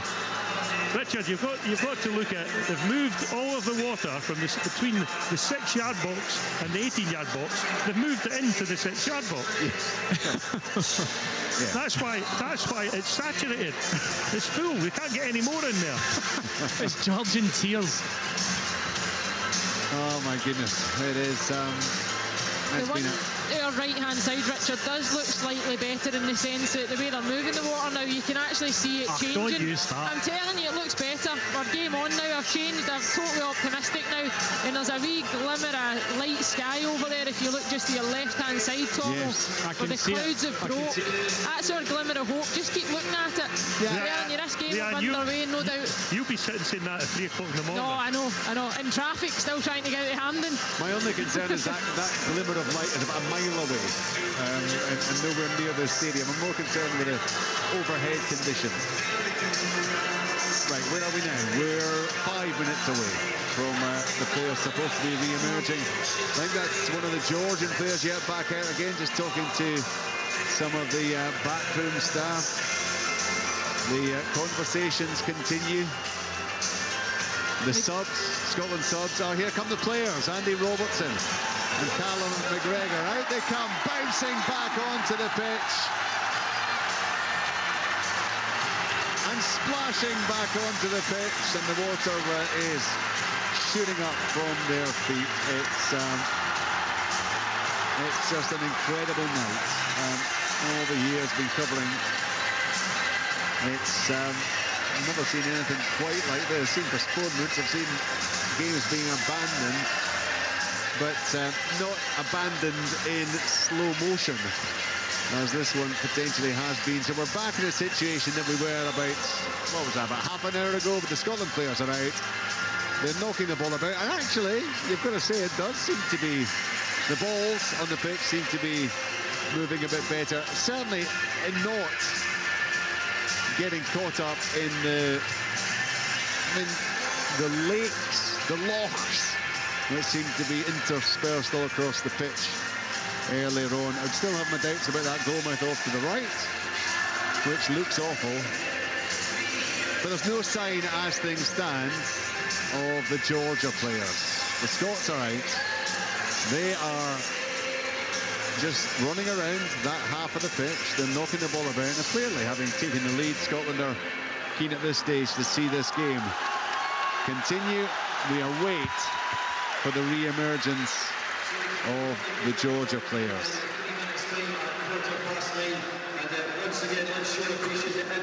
Just hearing the announcement there, yeah, they're asking for a round of applause and appreciation for everyone out on the pitch who have been doing the hard graft, who have been doing everything they can to try to clear the water from the pitch.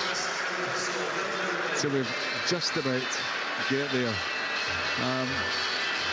Yeah, actually, producer David just making the point. Well done to the fans as well, because I don't.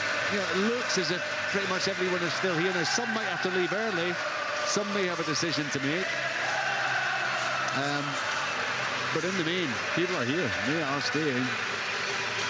And they're back with the music, and they're back trying to pump things up. We've gone 9:13, so if the players are coming up, we are going to get up and running at 9:15, then the Georgia players are going to have to emerge very soon. They clearly don't. I'd love to be down there just to see what the Georgians are saying, hearing what they're saying, their body language. What is it, 14 minutes past now? The match is supposed to, is it 14? It's supposed to kick off in a minute and there's still no sign of them. I'd say they're kicking up stink over this. They do not want to play. Yeah, I can't help but imagine that may well be the conversation that's going on. Scotland round, they are determined. They are determined to get this going. But we need a team, we need an opposition. It was, oh my goodness, that game against Estonia all those years ago, and of course, October the 9th, 1996, in very different circumstances. It was all to do with the floodlights and the lighting and everything that was going on. But that was the game where Scotland kicked off and, of course, walked off thinking they would get the points and ended up having to replay the match. I'm not sure they're coming out. The Georgian president is in the referee's room. Yeah, I don't saying think that they do not want to play. So I say the Georgian president will be the president of the Football Association or Football Federation. He is in with the referee and he's saying that they do not want to play this match. Yeah, that's the word that we're getting there. The Georgian president, football president, in the referee's room, he's saying that as far as he's concerned, they do not want to play. So we are heading into Estonia territory from all those years ago. If we start the game and they don't come out, if they don't come out and we start the game again, well, it'll be up to the that's what happened. Of course, the referee, Scotland turned up, they kicked off, they ran down the pitch, stole the ball in the net, the referee blew the final whistle. Yeah. And then, of course, we ended up having to go to Monaco, and it was a 0-0 draw that we eventually played out against Estonia then. It'll be down to the decision the referee takes as to whether he wants to say, no, look, I have said the kick-off time is this. You must now come out. You must now play. Surely you're not going to throw away 3 points now that it is. Well, we'll see if it's playable. But, like, if they win tonight, they're only 2 points behind us in the group with a game in hand. It would be utter madness for them not to come out and throw the game. Madness. It would be a 3-0 victory, right? I don't know. Presumably. Is that what happens, is it? Is that for not turning up? Is that what happens? Yeah, for not refusing to play. And a big fine. They might even get thrown out of the group, who knows? Yeah. Surely the delegate's got to have some say in this as well, is he not? Well, I mean, there will be... I heard an announcement there, but it's actually for a fan to contact steward or police. Right, Steve Clark is back out. He's now chatting to his backroom staff. And still, the conversations, it would appear, are going on in the referee's room. What is it? Right. It's like a number of Scottish players looking on the pitch, looking down the tunnel, kind of saying, where are you, Georgia? Yeah. Yeah, I mean, Andy Robertson's out there. He's got his hands to the heavens, wondering what on earth is happening. There's booing going on.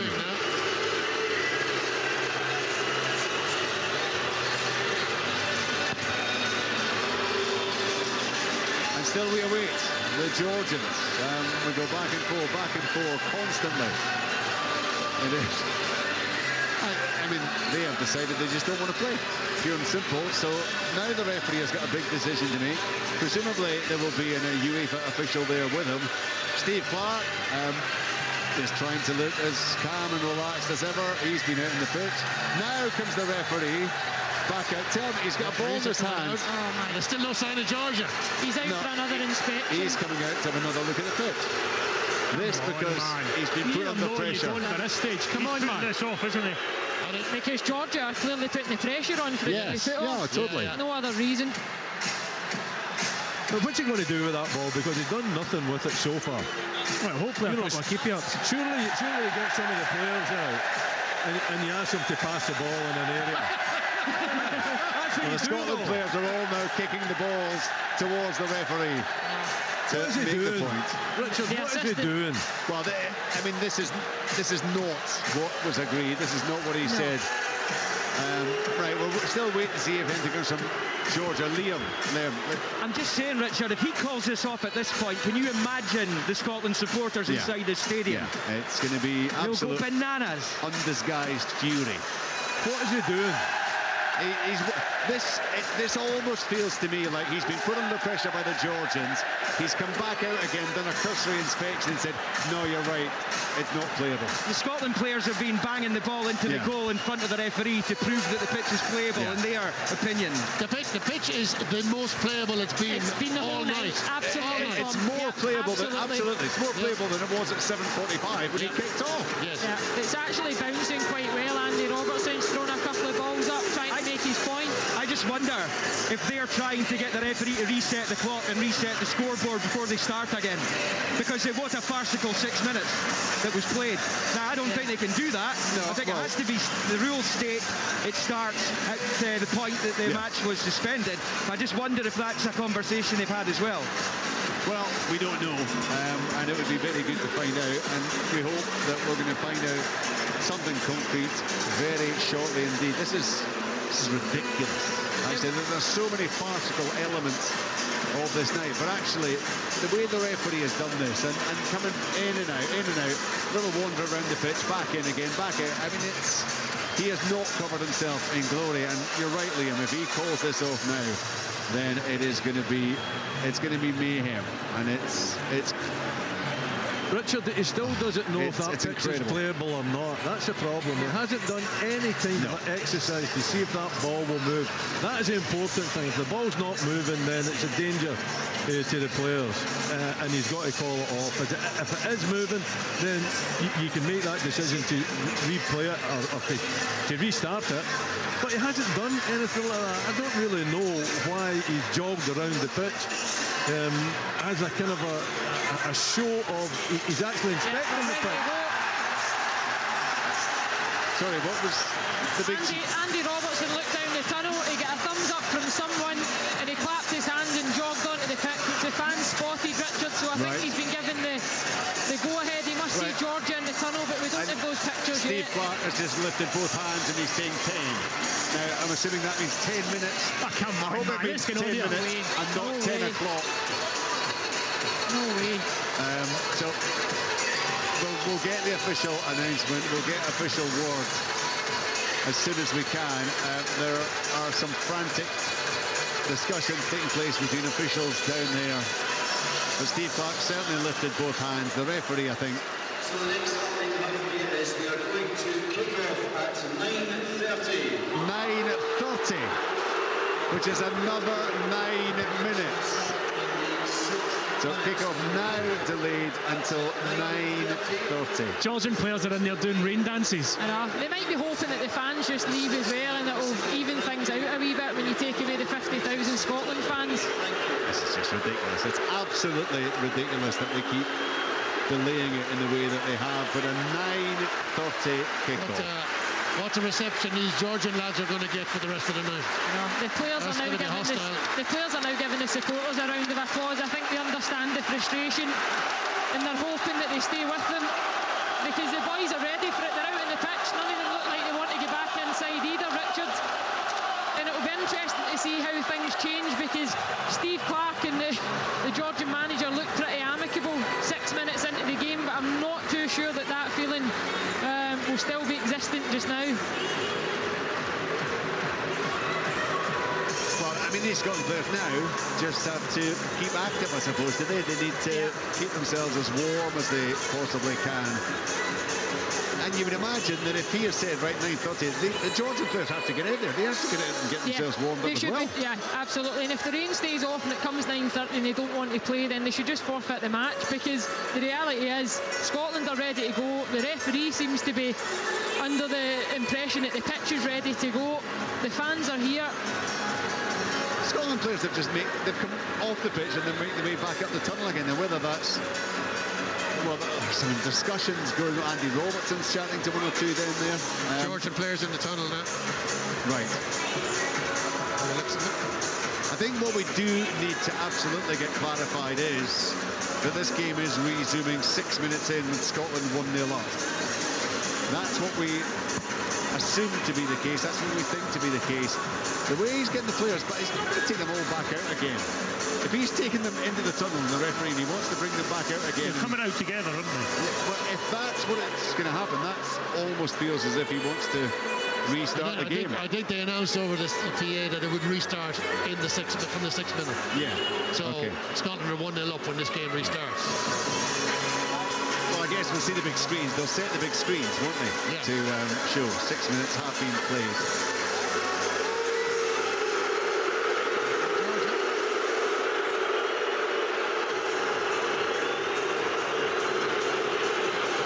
The Georgia players have come back out. You might have managed to work out. And the Scotland players are nowhere to be seen. Booed roundly. We're getting lots of close-ups of Scotland fans with their hands cupped around their mouths and their mouths in the shape of the obvious of the boo. So the coach, the Georgian coach, just getting his players together to warm up, go through their paces. Scotland are going back in the dressing room if they're taking on more fluids or liquid gel or protein. Goodness only knows what they'll be doing right now. They'll be back out hopefully very soon indeed, and the roof will be raised over the stadium once again as the players come back out. It's actually a very pleasant evening now. Yeah, what you just don't want is for them finally get them back out, finally get the game up and running again. And the moment they kick off, well, I won't say it, but you all know what I was thinking. Just please don't let that happen. No. Right, so we kicked off at 7:45. The players left the pitch at 7:55. It's now 9:25. We're an hour and a half. The game would be in its final 10 minutes or thereabouts. We'll be off here. We'll be off here soon, won't we? We'll finish at 10:30, so bad luck if the game's still continuing. It's going to take forever to get away from this place tonight. Like any other song is No Scotland, No Party. Currently there is no Scotland. Norway are 3-0 up.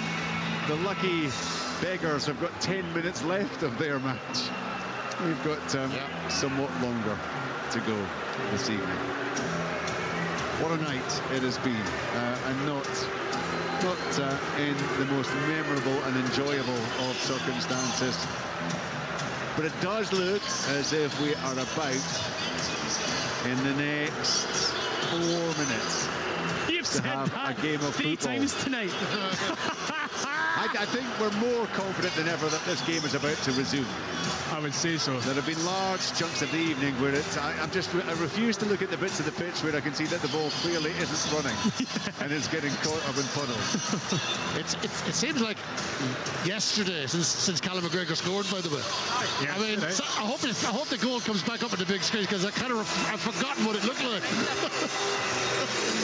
Amazing, absolutely. Yeah, corner on the right, McGinn knocked out, and Callum McGinn stepped onto it. Powerful effort from 14 yards. Keeper got his hand to it, but couldn't keep it out. Scotland do lead by 1-0, and they will resume this. Man, they've just put it up at the telly in front of you, Tom. And actually, you see the pitch there. We're now told the game will kick off at 9:35. 9:35. I've got no idea why, but I'm now told it's a 9:35. So we've got 9:15 to 9:30 to 9:35. Why don't just make it 10 o'clock? Are they just hoping that we run out of time in this day to actually complete it? And we'll just What's the rush? 9:35 kick-off time. So that is, I mean, it's only 8 minutes. It's not the longest delay we've had all night long, but the game, there are signals being made to, I don't know if they've been made to officials in the stand, or if it's fans or players. One of the Georgian officials making some kind of gestures there with his fingers.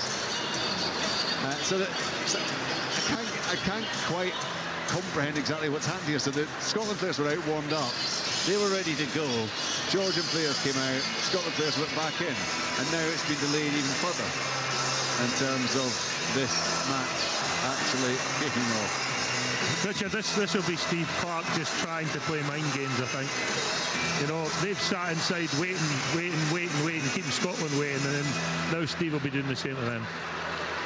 Do you remember when McGregor scored and we all thought, hang on, there could be a VAR check here in our innocence? This is a VAR check. Just lasted for an hour and a half. Oh, you'd pine for an old VAR check, wouldn't you? We'll never complain about a 5-minute VAR check ever in life. Richard, there's one thing that we should be talking about really this time is, do you think there'll still be pies at half time? I mean, I would imagine that the fans have been availing themselves of the refreshments. Well, it looks bleak, does it? I think the chances were probably I'm passing out of hunger here. I know. we were on here so early there was no food down in the meeting room, and now we should just about be off here. We still haven't had anything to eat. I'm hoping someone will rectify that over the course of the next little while. We've been on here for 3.5 hours and we've seen 6 minutes of football. But that actually might be a record. I mean, we have done some marathon build-ups over these. I think 3 hours build-up to kick-off is probably the best or the longest we've had to do. And certainly we've had some lengthy wrap-ups afterwards of games have finished early or been abandoned or whatever. This is incredible. 3.5 hours for 6 minutes of football. Although, to be fair, we did play out 4 minutes from Oslo as well. So a good 10 minutes. 10 minutes of live action that the listeners have. Hey, if you were with us at 6 o'clock and you're still with us now, congratulations. Well done. Thank you. You deserve an absolute medal. If you keep dropping in every now and again just to see if there's any sign of the football, well, there will be football before too long. We are almost there, as far as we know. The highlights on the BBC One, we're going to be showing the highlights at 10:40. Good luck with that. So they're now moved it to 11:40. So the highlight will be on at 11:40 tonight on BBC One Scotland. Still a quick turnaround for the TV folk. Well, it certainly will be. At least they've got food and water though, Tom. Yeah, pies probably. Sweeties. Now, I'm actually just wondering though why we've stopped the squeeging, because there is still bits of the pitch that could be doing with a wee bit, and since the delays have kept going, you maybe could have, I suppose, have maybe ran out of energy all the same, but someone needs to come up and give Liam a massage here. I think he's seasoned up. No. He needs. The great man has got a big long night ahead of him, and I worry about it. Yeah, I just want to say, I mean, the guys who were working on the pitch, kudos to them. The kudos to our very own Richard and to Emma and Viaplay as well, trying to fill for the last however long it is now. Yeah. I mean, that is no mean feat, having to do that. Top pros. Well, I keep saying it, but it kind of feels like we're just about there, and it kind of feels right now that we will have a game of football tonight.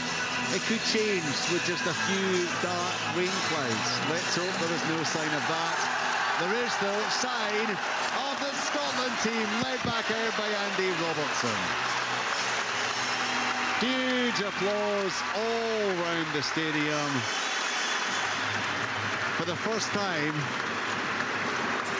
in over an hour and a half, we've got two sets of players on the pitch who both would appear to be ready to play a game of football. Steve Clarke has walked back over right there. Okay. Right, so this is what we're being cleared up now. The game will restart with 9 minutes 40 seconds on the clock, because that was when he officially suspended the game or put a halt to the game. So 9 minutes 40 on the clock, Scotland leading 1-0, but the referee will then add on the 3 minutes probably at the end of the first half. So 9 minutes 40 seconds played, with Scotland leading by 1-0. The referee is out. The two assistants are out. They are peeling off to either goalmouth to go and check the nets. I hope it's the nets. Because that's what they have to do. One of them's just got in a dinghy so he can get to the back of the net there to check it. Right, they're happy. They're heading off to their respective touchlines. The referee is back out. Georgia have it. It's showing up in the big screens. 1-0 Scotland. 9 minutes 40 on the clock. Back to Liam McLeod. Yeah, just confirmation on the big screen there. 9 minutes 40 on the clock. Scotland 1, Georgia 0.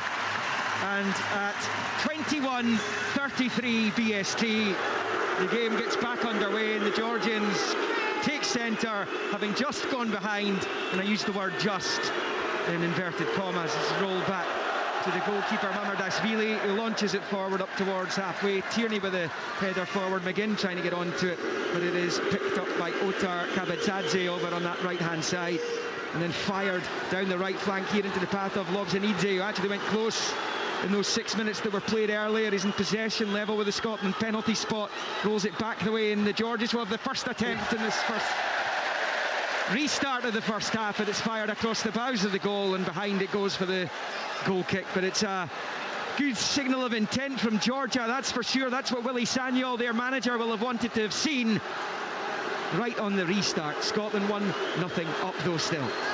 Yeah, pretty fiery start from them. Really some good football as well down the right hand side, with the strike coming in at a very tight angle and flying by that far post. It has been, such a long wait to restart it. I think the Georgians definitely in the opening minutes of the restart have started it better than Scotland. There was a little worry. It was a good run down the right hand side initially by Lobzhanidze. Scotland in possession here with Hendry. He plays it to Tierney, overhits the pass. Tierney's going to get there. And short to Robertson. Back infield to Tierney, to Gilmore. How do you think the pitch is playing, Tom? I think it's all right. I mean, you looked at Hendry overhitting that pass there. I think they've been told to put extra on their passes to make sure it gets to the person you're passing it to. And that's what happened on that occasion. Ryan Porteous on the ball, level with the edge of the centre circle in his own half, just rolling it back to Hendry, who puts it into the path of Tierney as he approaches the halfway line. Scotland shooting in this first half, left to right towards the east stand end of Hampden in their navy blue. Georgia in the mostly white but with red as well, shooting towards the west stand, right to left. Steve Clark at the edge of his technical area down below us. Scotland 1-0 up, remember, thanks to that Callum McGregor goal, which was the last action in the 6 minutes that were officially played, albeit there was the delay after that. That will be added on in stoppage time at the end of all this in the first half, as Tierney picks up in the halfway line, forward to McGinn, fires it to the goal scorer McGregor, out wide left for Robertson, driving forward away from one challenge into the area, wonderful across, the goalkeeper gets the touch onto it. It was vital because there were two in navy blue around him, and Georgia managed to scramble the ball clear. Scotland 1, Georgia 0. It's absolutely brilliant again from Andy Robertson. He was superb over in Oslo. Hold on. Scotland win it back. It was a little bit lax there by Georgia at the back, but they're in possession here, just right of the centre circle, driving forward, trying to get in behind again with Gagnidze. Works the 1-2 with Lobzhanidze on the far side, but Tierney's there and he smashes it out for a throw-in to the visitors. This is going to be a bit level with the Scotland 18-yard line over on the north stand side. Yeah, it was brilliant play, as I was saying, from Andy Robertson, cutting into the box, gets to the byline, flashes it right across the face, and actually in the end the goalkeeper could only just get a hand to it. Unfortunately for us, it didn't fall to any of the players that were in there for us, and they managed to hook it clear, but brilliant. Georgia with the ball just outside the right angle of the Scotland box. Gilmore wins it back, and back to Robertson, who dumps it clear with the left foot. Underneath it with a header was Kashiya, the experienced Georgian skipper, most capped player ever for the Georgia national side as it goes out for a throw-in over on the Georgia right for the visitors, just inside their own half. It's been so difficult for those players to get back up to the tempo that they began at almost 2 hours ago now. Hendry picks up and plays it short to Ryan Porteous, who incidentally, if he's booked tonight, will miss the next match, which is against the Cypriots in September. As the Watford defender rolls it back to Hendry, now with Tierney. Scotland with a precious lead, 14 minutes in. Long ball, Tierney looking to find Hickey. He's found him as well. Brilliant from Tierney. Hickey's dropped the shoulder back onto the left, doesn't have the cross though, and he sails over the head of Dykes and over the head of Kakabadze and behind for the goal kick to the visitors. Yeah, it was a disappointing finish to the move, but you know, playing it across the back, and then Tierney, it's a good 60-yard diagonal cross field for you know, young Hickey, who controls it really well but then doesn't use it. You know, he's got to look up, he's got to pick out Dykes. He overhits it and it goes tamelessly by, and it was really quite a refreshing move, but wasted at the end. Billy Gilmore picks up, rolls it into the centre circle for McTominay, back to Hendry, short to Gilmore, who finished the season really strongly at Brighton. There's Callum McGregor rolling it out wide left for Tierney on the touchline, midway inside Georgian territory. And back it comes to Robertson, and then he squares it to Hendry. The Scots see most of the ball. 15 played. Robertson rolls it forward to McGregor, then back to the skipper, who earns his 64th cap this evening. He's now just one behind Willie Miller, two to my right. It's a poor pass from Porteous, gives it away, but it was equally poor from Gagnidze. The Dynamo Moscow player in Scotland have it wide in the left of the box. In comes the cross. Dykes with a header. It's just wide. The Scotland claiming corner. It's come off the defender last, but it's an opportunity at the back post there for Dykes, who was the main man in Oslo on Saturday. It was well up, isn't it? Yeah, it was hung up really well by Kieran Tierney. They know Dykes is there at the back post. I think it's a corner when you see that. It should have been. He gets above the defender, headers it off his shoulder and wide. It should have been a corner kick, but positive again from Scotland down that left-hand side. They're in a fantastic position in the group, but also tonight. Finished 3-1 to Norway. Cyprus pulled a goal back late on through Kastanos, but one from Solbak and two from Haaland. Norway win 3-1. Scotland come forward. McTominay with a cross just behind McGinn, and it breaks kindly for Kakabadze over on the far side, and the right-sided defender dinks it clear. Hendry knocks it forward, but it's going to be Georgia with a long ball, which goes out for a throw-in on the far side, midway inside the Scotland half. And Kieran Tierney is already over this one, his 39th cap. Injuries have prevented him from having much more than that, and he's been a mainstay, such an important player for Scotland, and that left side of the defence is terrific. If Tierney gets forward, then Robertson just covers, and vice versa. And both equally good going forward. Gilmore clipping it up high down that left-hand side. McGinn with a header infield, looking for Dykes, bounces off the defender and then bounces off Dykes on the ricochet, and it goes behind, well wide of the right-hand post in the end, but it stays Scotland 1, Georgia 0, 17 minutes played. It was enough to get the Scotland supporters excited. I'm not sure why the keeper got his bearings so badly wrong there, Willie. Yeah, it was always going wide, well wide too, wasn't it? He kind of made it look a little bit more anxious than he really had to. Just looking at the setup, Gilmore is just sitting really deep, almost just in front of the back three there. And the other midfield players are allowed to go forward. It's probably the two in front with McTominay and McGregor. Yeah. And then McGinn up supporting Dykes. McTominay winning it back off Gaganidze down this right-hand side. Gagnidze stays with him. McTominay rolls it square into Gilmore. Gilmore looking for Hickey. Still Billy Gilmore has it down by the corner flag here on the near side. And he's done well to win the corner kick for his team there. That didn't look like a likely outcome, but he's done so. He showed brilliant upper body strength. He really did. He was not favourite to get there and win the ball. He takes it right into the corner flag. And does he just flick it off the Georgian defender? Yes, he does. He did well. Came off Lobzanidze, and it's going to be a Corner on this near side for the Scots to be taken by McGinn. In swinger with the left foot coming up. 18.5 on the clock. The Scots leading 1-0. In from McGinn's a really deep delivery towards the left-hand side of the 6-yard area. It just comes off the defender and picked up by Lobzhenidze down the right, and he's just put it out of play for a throw-in to Scotland. So they stay in an attacking position about level with the 18-yard line of the visitors. And the ball being dried down by Kieran Tierney over there is a towel handy for him. Doubt the towels are dry though, are they? He's given it his best shot anyway. Yes. 19 on the clock. Callum McGregor is the short option for Tierney. And our options, of course, in the area. Porteous came up for it. It's headed away by Gagnidze. It breaks back into the penalty area though, and then Georgia headed out to the edge of the D where McGinn picks up. And then Hendry goes back to Robertson in his own half, and he in turn goes back to Angus Gunn. He looks up, long right foot ball down that left hand side. He's found Kieran Tierney as well. It's terrifically worked by the Scotland keeper. Tierney back to McGregor, back to Tierney. He's got plenty of time to pick out a cross here, and it comes, and it almost fell for McTominay in the 6-yard line.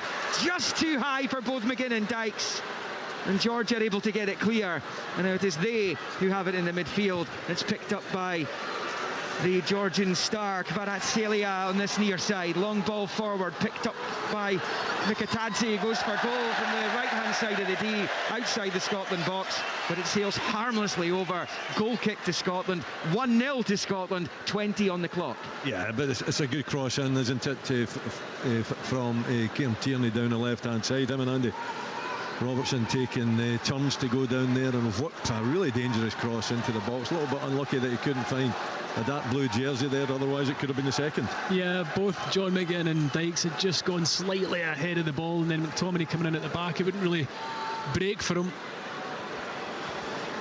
Scotland in possession here with Gilmour forward towards McGinn, holding off his man as he does always so well.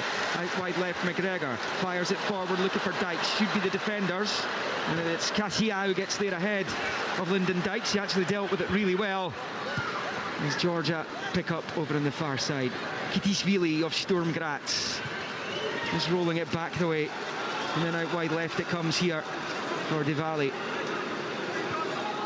Kvaratskhelia is at close quarters. He passes it to He, and it's knocked back the way to Kveperskiri to the right hand side.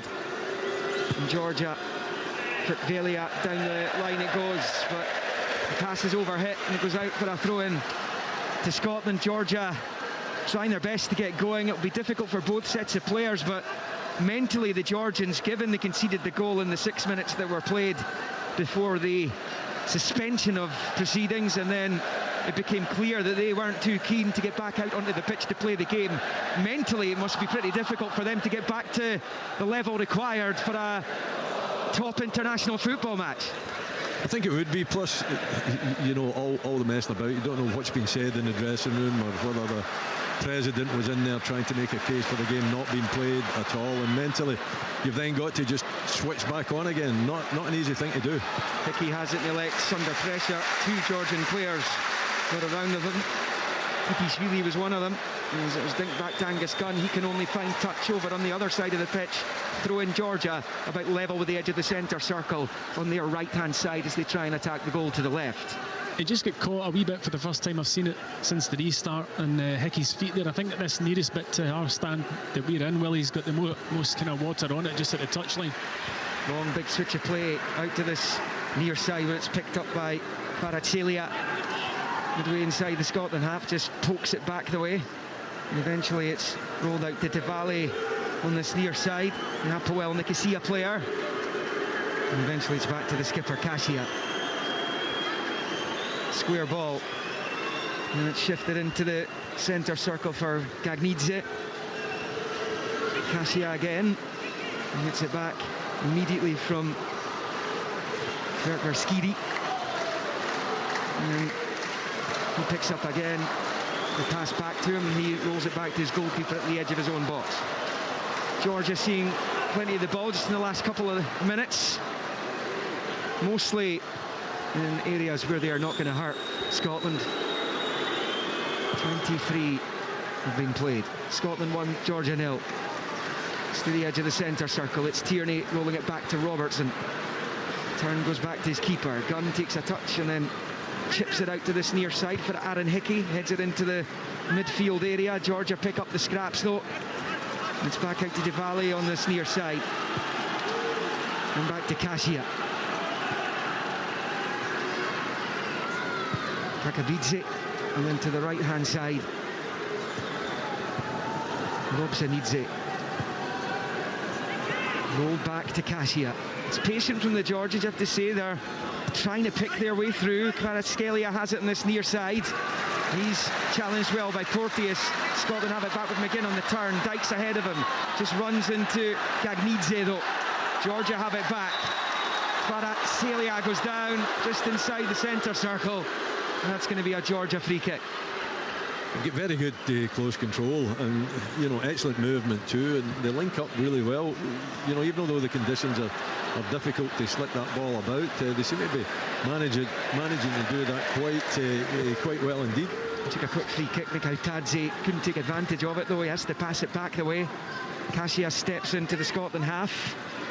Out to this near side. Diwali is attempted ball forward, took a flick off a Scotland player, but it's come back kindly to the feet of Angus Gunn. And he plays it short to Hendry. It's moving all right, the ball, isn't it? Yeah, I would say so. The forecast says there's no more rain tonight either. That would help. Yeah. There's Porteous out to the right for Hickey. And then back to Ryan Porteous again. He's got a serious opportunity to become a mainstay in this side. It's his 5th cap tonight. Tierney out wide left for Robertson. Robertson forward for Callum McGregor. Just comes off the defender and breaks kindly for Kasia. Is able to dump it clear with the right foot out to that far side. Robertson's little flick finds McGregor. Level with the 18-yard line to the overlapping Robertson. Wins the corner. Really good again from the skipper. Yeah, again down that left-hand side. Kind of interplay between both Tierney, McGregor, and then finally Robertson takes his first touch. He's always trying to be positive, getting to that byline and look for a crossing opportunity. Defender's no option but to put it out for a corner, which will be taken by Scott McTominay, right-footed in swinger coming up from that northeast corner of the stadium. Swings it into the 6-yard area. It's headed up into the air by a Georgian defender, headed back down by Gilmore. It's still in the area. McGinn's battling for it. Shots blocked. Did so well, so strong, John McGinn. As Callum McGregor picks it up over to the left, it goes to McTominay. McTominay's level with the edge of the D of the Georgia box. Yep, he decides to go back the way to Robertson. Pings it up high with the left foot to the right-hand side of the box where Tierney takes a touch onto it. He's found himself over on the right, having been up for that previous corner. He rolls it to Hickey. Hickey midway inside the Georgia half. A little misunderstanding with Tierney as he tried to play him in, and he will be seen behind for the goal kick by Lasha Diwali. It's a goal kick to the visitor. Scotland 1, Georgia 0, 26.5 on the clock. I'd just like to have seen Hickey again there, just fire that in the diag into the box. All the big men have stayed up from the corner. Dykes has got his arms in the air for that particular ball. He goes for the kind of intricate pass through to Tierney. Didn't quite come off. Just having a look back at the Scotland goal scored by Callum McGregor. I think maybe Georgi Mamardashvili will have been disappointed that he didn't keep that one out. And it's Georgia in possession. It's a long ball pinged back towards his own box by Kirk Verskidi. Picked up just outside the own 18-yard line by Kirkhalia. Sampled this fixture back in the Euro 2016 qualifiers. McTominay on the stretch does well, finds Robertson. He sweeps it forward, but it's collected by Gagnidze. And eventually it's switched out to the left for the Georgians on this near side.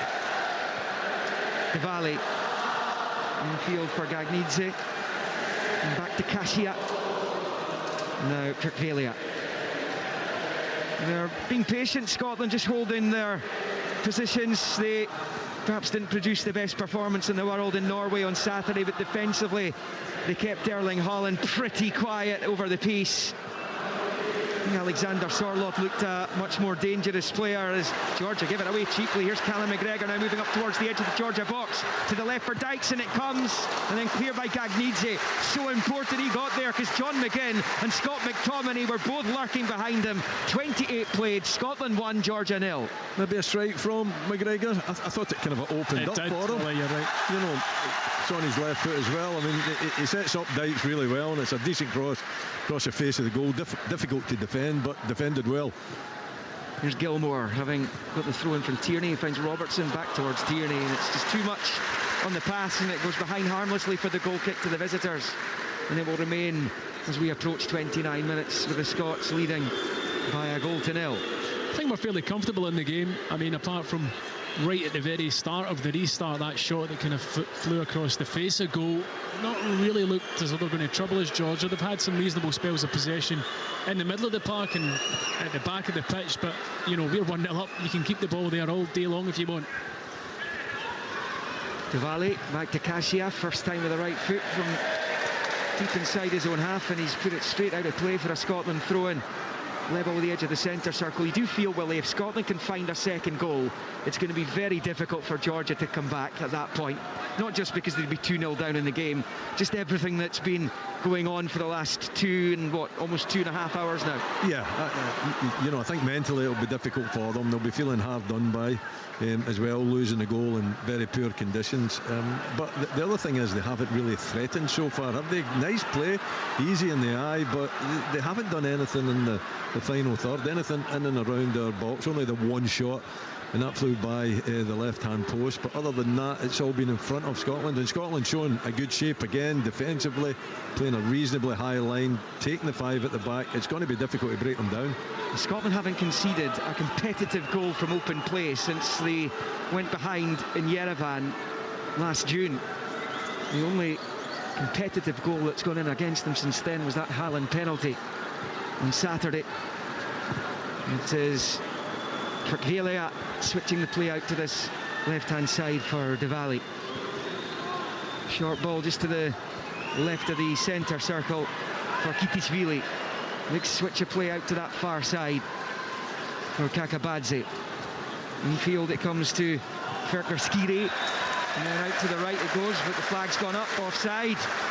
Just beyond the half-hour mark. And Steve Clarke's got to be pretty content with the way this is going. Well, it's good defending again. You know, the line is straight, but it's high. You know, you're talking 30 yards out there, perhaps. Foul by McGinn.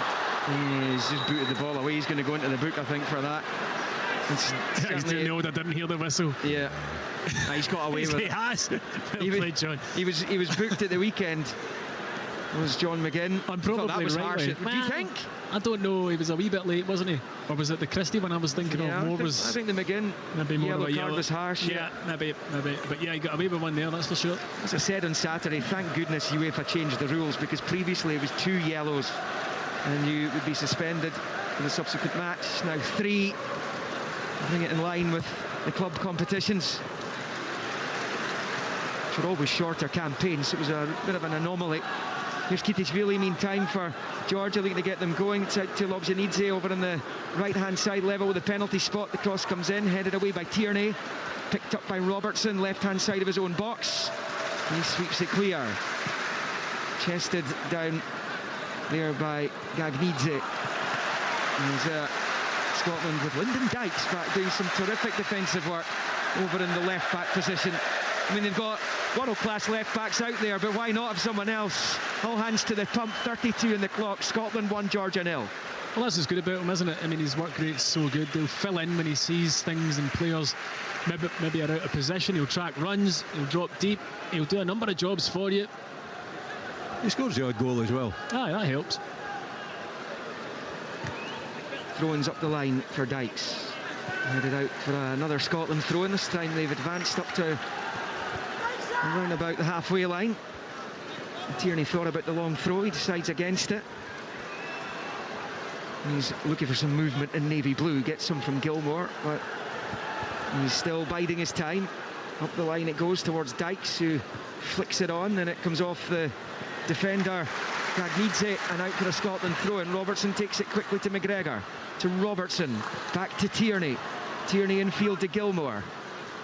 Into Tierney, stepping away from Lobjanidze. Down the left-hand side it goes again. Robertson, the cross comes in, it bounces right across the 6-yard line. When nobody can make contact, and it's out to this near side where McTominay's kept it in play.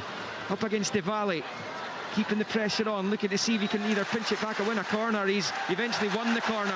Really good tenacity there by Scott McTominay.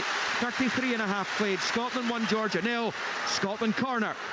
You know, that left-hand side is so potent, isn't it? You know, and that's another great cross into the box. And John McGinn right up there with Lyndon Dykes, maybe getting in each other's road, perhaps. Yeah, I mean, they're like twins there going for that near post. Maybe a little bit more of an understanding would have helped. Played back to Hickey, who finds Robertson, clips it first time, switching it back out wide right to McGinn, who finds Callum McGregor at the byline, chips it to the near post, headed away.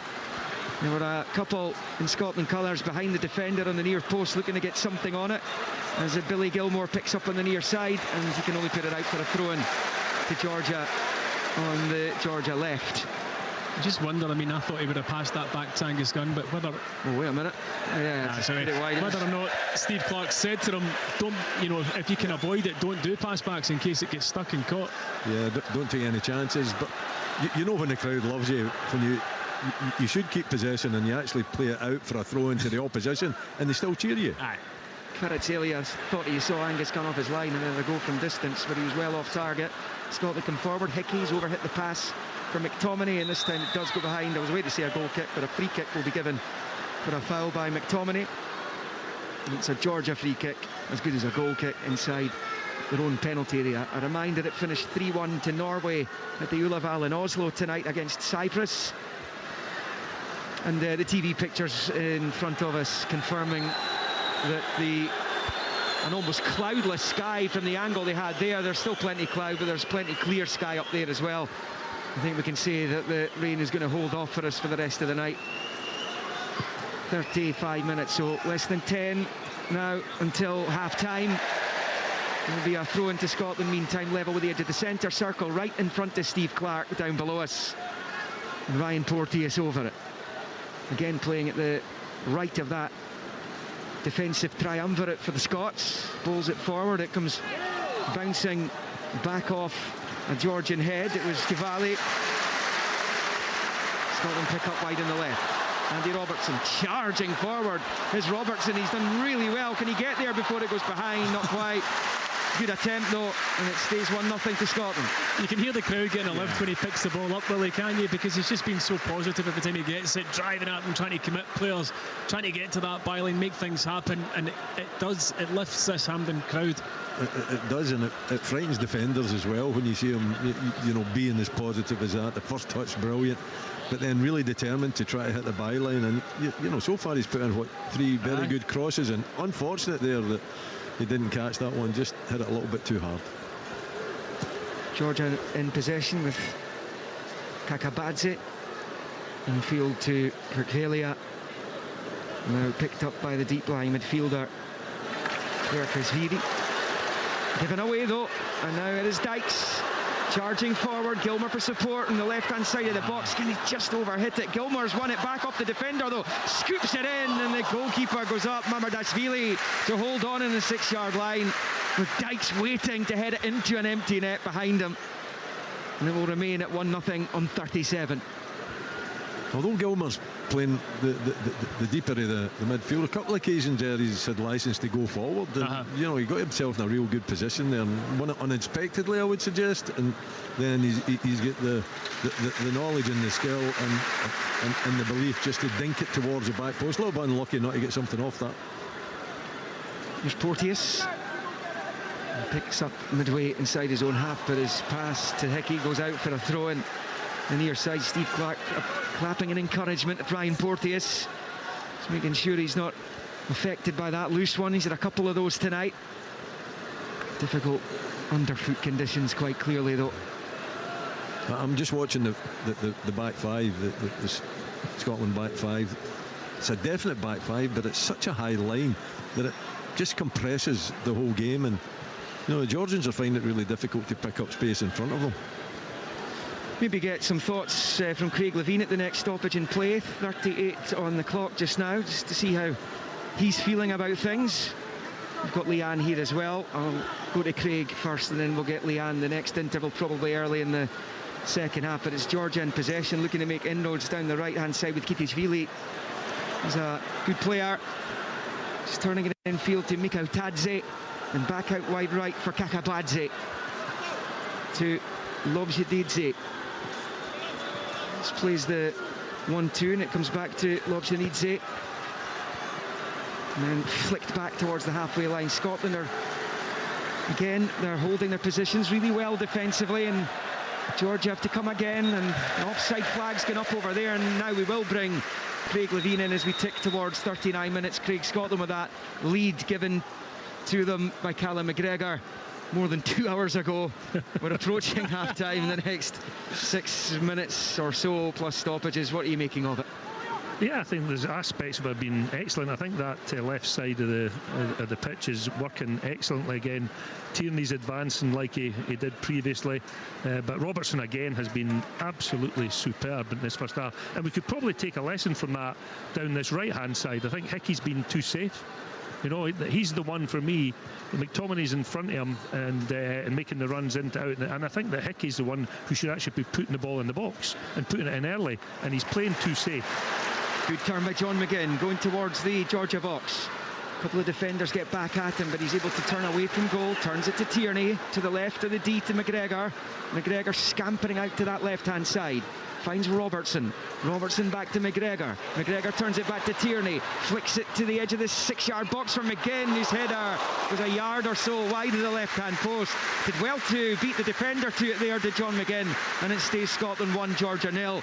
We're into the final 5 minutes of the regulation 45. It's a lovely passage of play out on that left-hand side again, no surprise, but this time Callum McGregor spots the cutback, plays it in, the cross comes in, and it was a really difficult header for John, slightly behind him with not a lot of pace in the ball. Well, he had to generate that himself, couldn't really get it on target. Had the goalkeeper scrambling, but the football and the build-up to it was excellent. Yeah, again, left-hand side, really positive, and I thought John McGinn did as good as you possibly could with that cross. It's a chance again for Scotland. It's in the box, McGinn's there, and he makes a hash of it with the left foot. He was trying to pass it into the bottom left after the Georgians had given away a really cheap throw-in on the far side. Scotland took it quickly, but McGinn, he saw the splash of water as he tried to hit it. You've got to put that down to the surface. Yeah, definitely. Because it's not something that you would see somebody of that quality do. It's like a total miss-hit, so it must have just tugged up in the grass before he hit it. It was a huge opportunity, though. You could see the huge splash of water as well, couldn't you? Here's Porteous, forward to McGinn. Back to Porteous. Out to Hickey on this near side. And back to Ryan Porteous again. Can Scotland find a second goal? It might just end all kinds of belief in the Georgian ranks. McGinn goes down, no free kick though.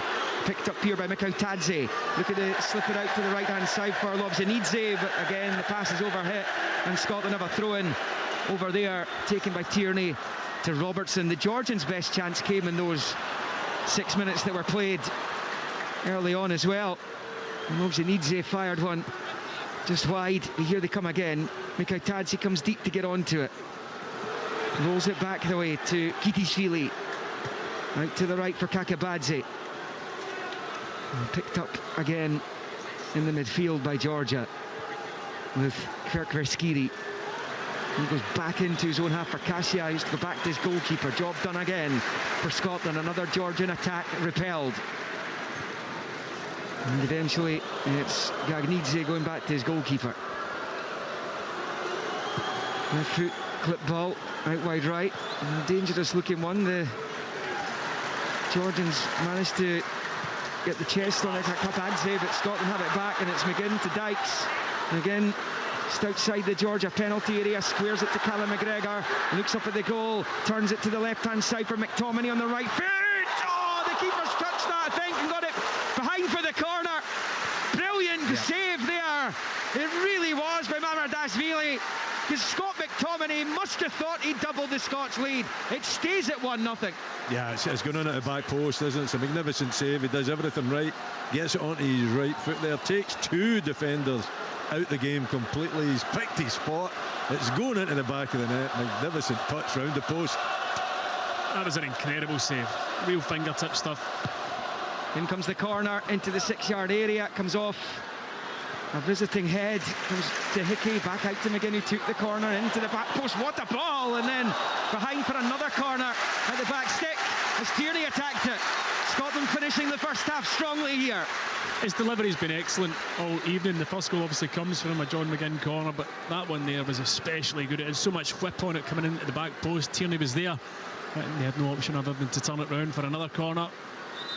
McTominay's going to take. The referee's not happy with something in the box. And manically blowing his whistle, the Hungarian official. And he's talking to Jack Hendry and the goalkeeper. And eventually, he's going to back to have another go at them. He's not happy with what's going on between Hendry and the keeper. What's the odds on a free kick here? Yeah, normally what happens. In from McTominay towards the back post, and then it comes off Porteous' head and behind for the goal kick. For the Georgians, we're in the 45th minute. For a long old time earlier on, it didn't look like we would see this stage of the match, but there you go. Scotland leading Georgia by 1-0. 10 past 10 just about local time in the evening, and half-time approaching. And dominating the game, dominating the first half, no doubt about it. They've got the goal, then the break, and then the John McGinn opportunity, where definitely it was the conditions out there underfoot that stopped him finishing it. And then the Scott McTominay effort there, magnificent save. Yeah, brilliant from Dykes, and now McGinn's onto it towards the Georgia box. Cuts away from the defender, looks for goal, left-footed, deflected, corner. And another chance will come. Brilliant play by Dykes, and then from John McGinn. Outstanding link-up play. Yeah, Scotland are playing well. Dykes wins the header, but then John gets on to the flick on, cuts inside. He hits a really, really powerful shot that I can tell you right now is going in, and it comes off the defender's back and goes out for a corner. 4 minutes been added. There's your time between 6 and 9.5, which is when the referee restarted the clock after the match was suspended. In from John McGinn. It's deep again, headed up into the air, more height than distance. McTominay gets something onto it, and it's dangerous play by Ryan Porteous as he had the high boot up, trying to make contact on it. It was never going to fall for him there, though, unfortunately. But in the first of those 4 minutes of injury time, or stoppage time, and it's Scotland 1, Georgia 0. You kind of forget that we're running a lap at times, don't you, because it was so long ago. But I think the performance level has been really good. We don't need to force things too much. As we said about 10-15 minutes ago, this Georgian side haven't managed to create anything yet. There's a little sharp pull by Gilmour, though. The referee's allowing a little advantage. And it's picked up here on this near side by Kvaratskhelia. Left of the Scotland box, shows too much of it to Gilmour, and it was out of play. The throw in. He's been warned for the sharp pull. The referee allowed the Georgians an attacking advantage. Yeah, he's lucky he wasn't booked for that. Yep.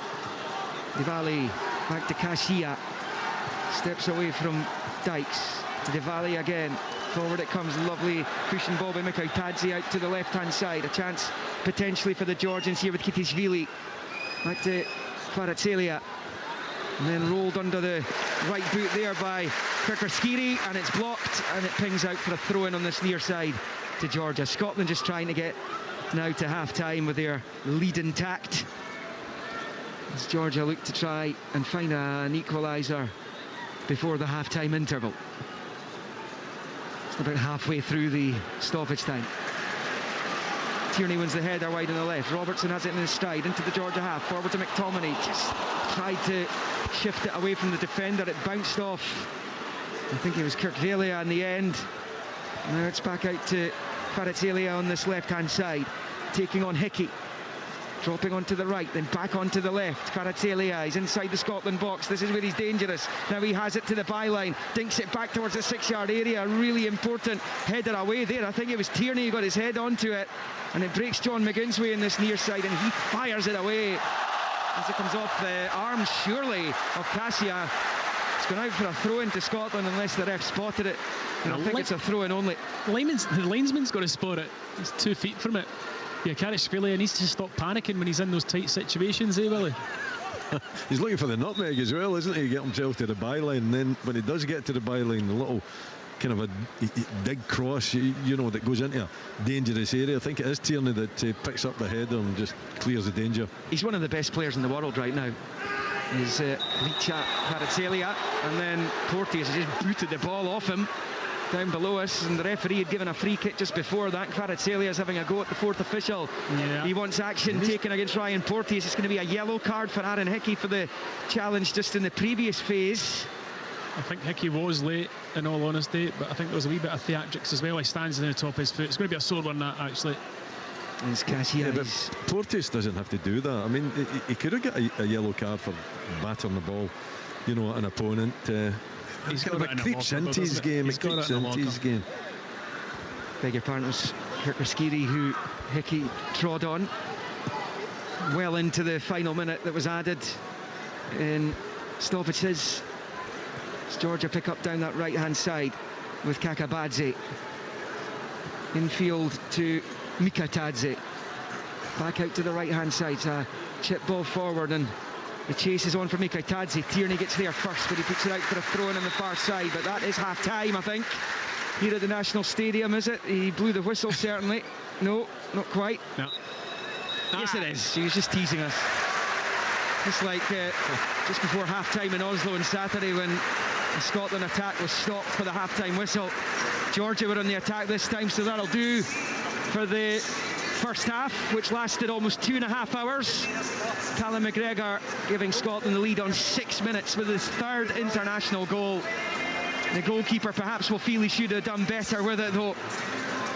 And they've had another opportunity in the first half, and it was an excellent save that resulted in it going behind for the corner rather than the goal. Mamardashvili got down low to keep out McTominay's effort.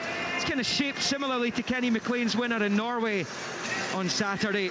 Corner only. Scotland have dominated much of the first half, and as things stand, they will be beginning a qualification campaign with 4 successive victories for the very first time. Still a lot of work to do, though, but at half-time, after the most elongated of first halves, it is Scotland 1, Georgia 0. Scotland in the Euro 2024 qualifiers. Live on Sports Sound from BBC Radio Scotland. There's no substitute. Mornings with Kay Adams Monday to Wednesday and Stephen Jordan on a Thursday and Friday. We're on radio talking about this morning, so it's a problem. Join the conversation. I've gone into the degree course in fine art. Ian in Barhead, any advice for Sue in Shetland? Just do what you enjoy. Your calls and your stories. The surgeon did say to me, everybody that ends up getting a stoma bag, they never want to get rid of it. That's the effect it's had on me. The 100 kilo was just in the form of standard weight plates that you would get at a gym. And you went up Ben Nevis carrying that? Yeah. Mornings across Scotland, weekdays from 9. Listen on BBC Sounds or play BBC Radio Scotland. Well, it really has been quite an evening, but with 45 minutes officially having been played, Scotland are halfway towards making it 4 wins out of 4 to start their qualifying for Euro 2024. Scotland, of course, in Group A, and that early goal from Callum McGregor in the 6th minute. That was a long, long time ago. That went in somewhere about 7:52. And we're now at 10:15 and have only just reached half-time. It's been that kind of night. There was so much going on earlier on. But eventually they did manage to get this game up and running. Been getting various bits of information from downstairs, and the feeling certainly from Scotland is that the referee and his team are very good indeed. They were strong down there, certainly in the closing stages of that long hiatus. Georgia did not want to play. They were making it absolutely clear they did not want to play. Steve Clarke and his players, of course, did want to see the game out.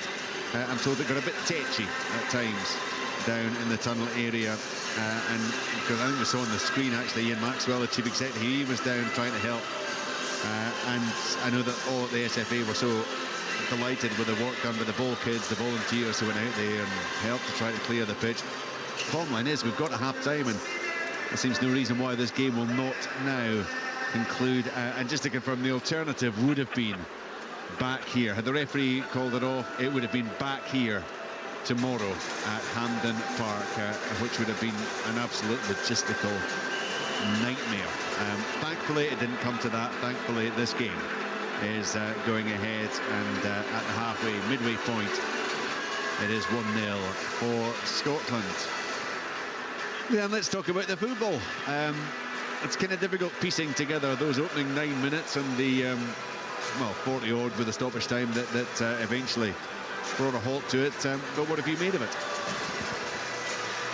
Was that to me, Richard? Yeah, Leanne, yes. No, sorry, I didn't pick you up at the start. I thought it's actually been a decent half of football, considering the circumstances. I thought Scotland probably looked a bit shaky in the first couple of minutes. Georgia certainly had a quick start. Then I thought Scotland took almost full control of the half. It was pretty transitional at certain moments, I think, just as the players got to grips with the pitch. And I know the guys in commentary spoke about the weight of the pass and trying to put a wee bit more on it at times, and a couple of moments it was under hit and it just didn't move properly. But I think down the left hand side again, Andy Robertson's been excellent. I think the link up play with himself and Kieran Tierney, I think the outball that Lyndon Dykes offers at times is exceptional. He almost starts so far away that he looks like he's never going to be close enough to get to it, but a couple of times he's worked it really, really well. John McGinn looks a different player as well from Saturday. When you get him closer to Lyndon Dykes, he looks a real threat.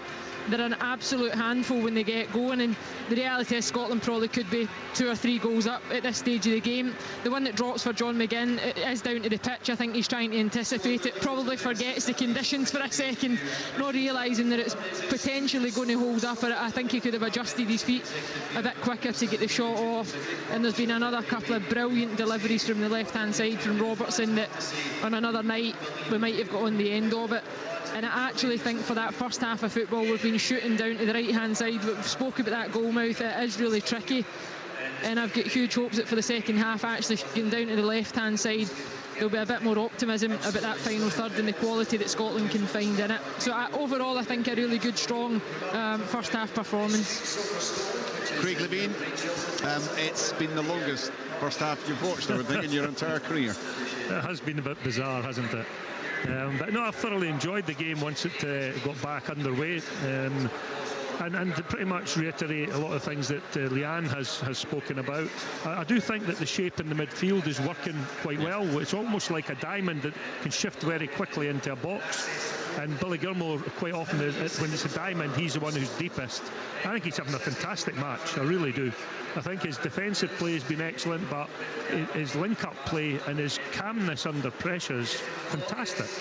You know, and sometimes I feel like when he's playing, that he seems to knit everything together in front of him. So, you know, that's been quite encouraging. Lyndon Dykes has been Lyndon Dykes. He's worked extremely hard. I think John McGinn has had a much better match than he did at the weekend, and he was very, very unlucky on 2 occasions. The shot from distance, or I say distance, so the one that was furthest out was definitely heading into the top corner, and you know, that block that the defender got in, I think has saved the goal for sure. I also think he was extremely unlucky when the ball just, you know, stuck in the water just for a second, enough for him to just catch the top of the ball rather than strike through it. He's been very unfortunate, and I think in general Cal McGregor's had a really good game. You wouldn't know that these lads had played in extreme heat at the weekend there, and they turned up and they don't look as if they're any of them tired in the slightest, whether mentally or physically. So yeah, I've been really pleased. I think the right hand side can do a little bit better. I think Hickey can be more adventurous, take more risks, put balls into the box when the opportunity arises. But you know, overall his defensive play has been good. Yeah, and I'm pretty pleased actually with the way things have panned out up until this minute in time. Let's hope we can push on and get a goal in the early part of the second half and make things a little bit more comfortable. I mean, you do have to, Tom, when you consider the amount of conversation that we all had for many hours earlier in the evening.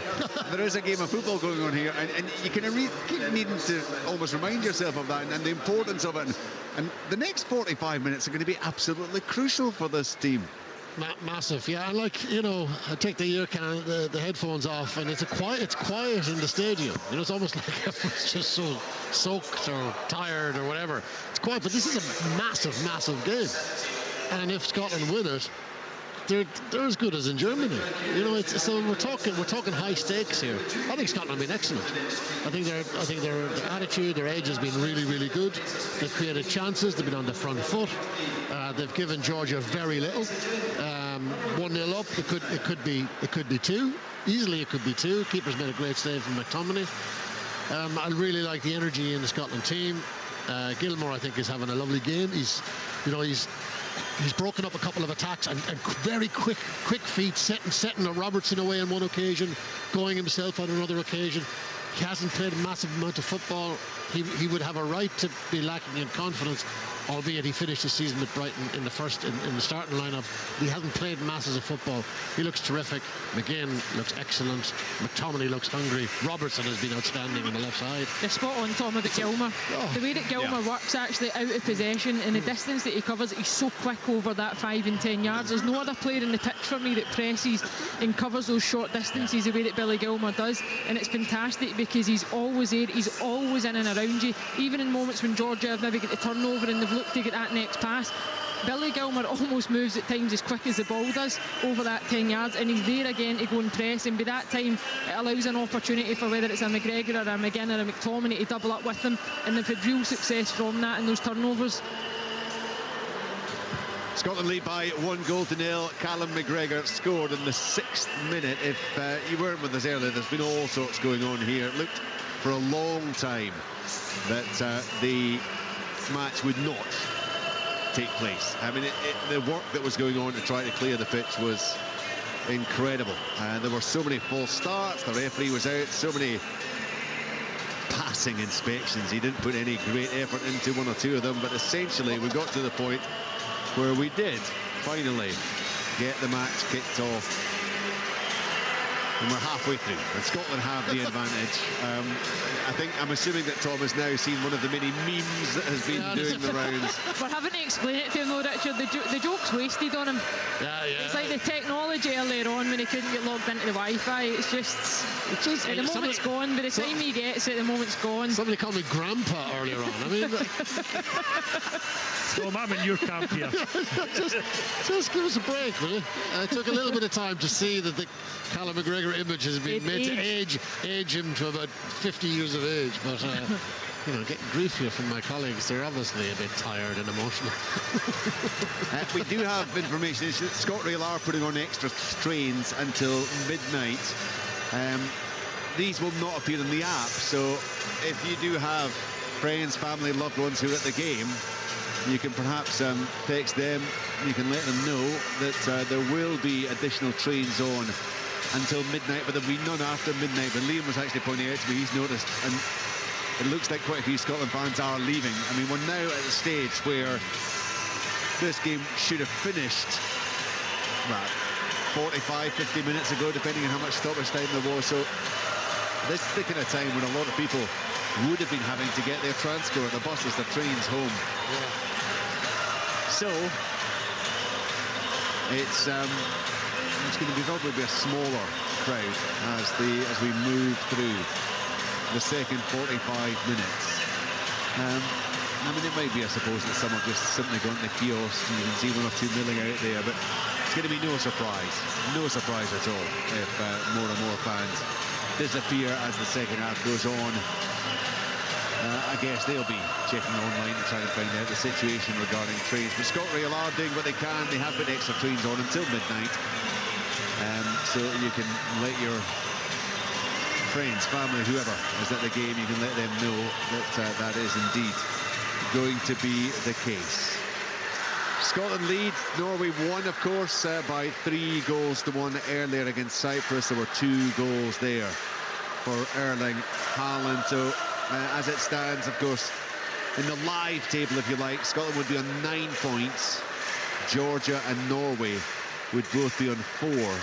Spain on 3. And Cyprus without a point in the group so far. And Scotland, of course, would have played 4 games. Norway would have played 4 games, or half played 4 games as well. It is a very, very important 45 minutes ahead.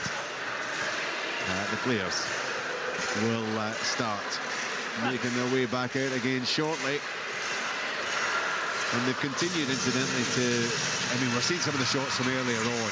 This was in the 6 minutes. 6 minutes of active play that went on. I mean, there were players sliding about in huge puddles. It was incredible. It is so much better now. I've got to say, the ground staff with limited resources did one hell of a job getting that pitch to the point where they've got it now. They have been helped, thankfully. They have been helped as the rain has gone off and that there was no further addition.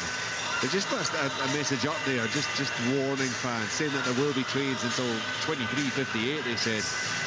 But just letting fans know that that is a situation. There would be nothing beyond that. So fans should make sure that they do take whatever precautions to ensure that they are able to get their transport home. The referee and his assistants are, they're back down. They're keen, they're ready. As you can see, the Scotland players just emerging from the home dressing room down below them. And the Georgia players, they're just starting to file out as well. So, it has been a long evening to get here. But we're finally about to witness the remaining 45 minutes of this 2022-23 campaign. And after everything that has happened and all the madness that has gone on throughout the whole season, it has been topped off in appropriate fashion, probably, by what we have witnessed so far tonight. We came on air at 6. Here we are 4.5 hours later. Still got 45 minutes of football to go. And it's about to kick off. Scotland leading Georgia by 1-0. Back to Willie Miller, Stephen Thompson and Liam McLeod. Thanks, Richard. It's actually overhead. Perfect conditions at this point for this game. The 5th meeting between the nations. 2 home wins apiece. First met in the Euro 2008 qualifying campaign. Craig Beattie scoring a very late winner for Ali McLeish in his first game in charge of his first short spell. And after Boyd and Arveladze had traded goals, returning to Tbilisi later that year proved massively costly, as it did in the Euro 2016 qualifiers, where they lost to the Georgian capital again. The Georgians get the second half underway in their white with red flashes. Left to right they will shoot towards the east end of the stadium, with Scotland all in navy blue. No changes for either team at the start of the second half. Gunn and goal for the Scots. Porteous, Henry, Tierney, Hickey and Robertson are wide. McGregor, Gilmour, McGinn, McTominay and Dykes. That goes out for a throw-in on this near side to the visitors. So the Scots leading 1-0. As it stands, moving on to 12 points in the group. The next best is 4 points. What a position to be in should they see this through. A lot of work to be getting on with between now and then, though. Gilmour wins a header in the midfield, looking for McTominay. It's headed forward by Gagnidze. Makes out to this near side for Kakabadze down the right, but Lobzanidze's offside. Loves an offside, does Lobzanidze. It's about the 5th one in the game. Yeah, Scotland free kick. And Tierney takes it, sweeps it to Porteous. At walking pace from Ryan Porteous. He's got Gilmour. And he can also go back to Hendry, which he does. Jack Hendry's had an interesting season. Spent the first half of it in Italy with Cremonese. Back at his parent club, Club Bruges, as the long ball finds Robertson. Not a great touch, but it might break McTominay's way. It does! Goal!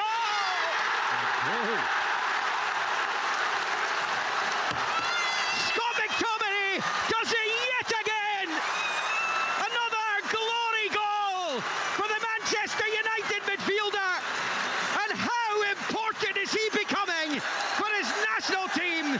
Another magical moment in this incredible start to Euro 2024 qualifying for Scotland. History beckons for Steve Clarke's men. They are not just leading this group at this point, they are romping to Germany. It is Scotland 2, Georgia 0. It is there for the taking. Oh, it's sensational. I mean, he's become a goal machine. Scott McTominay.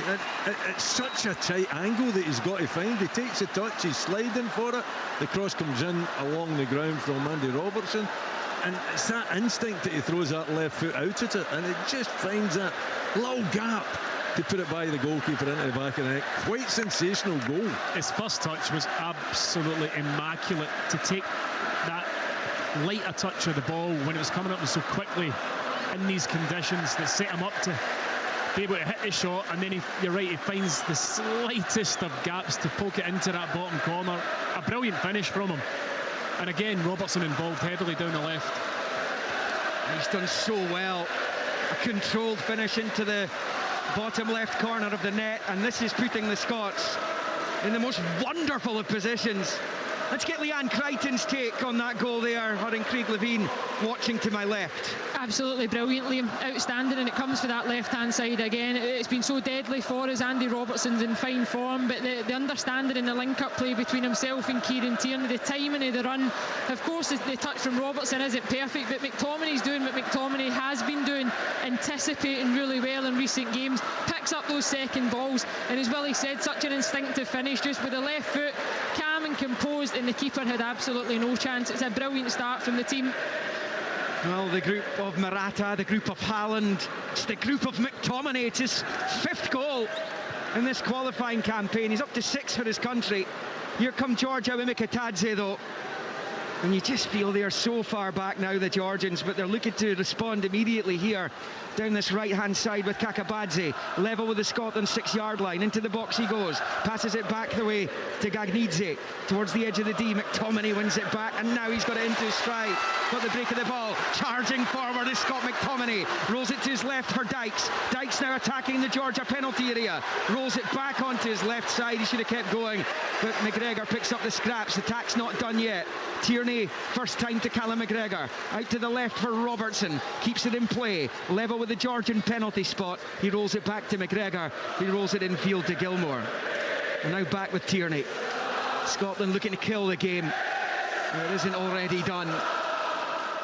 Robertson back to Gilmore, and he just dinks it back into his own half. I mean, the Scotland fans must be in complete disbelief at the position they occupy themselves in this group. I mean, it's the stuff of dreams. It really is.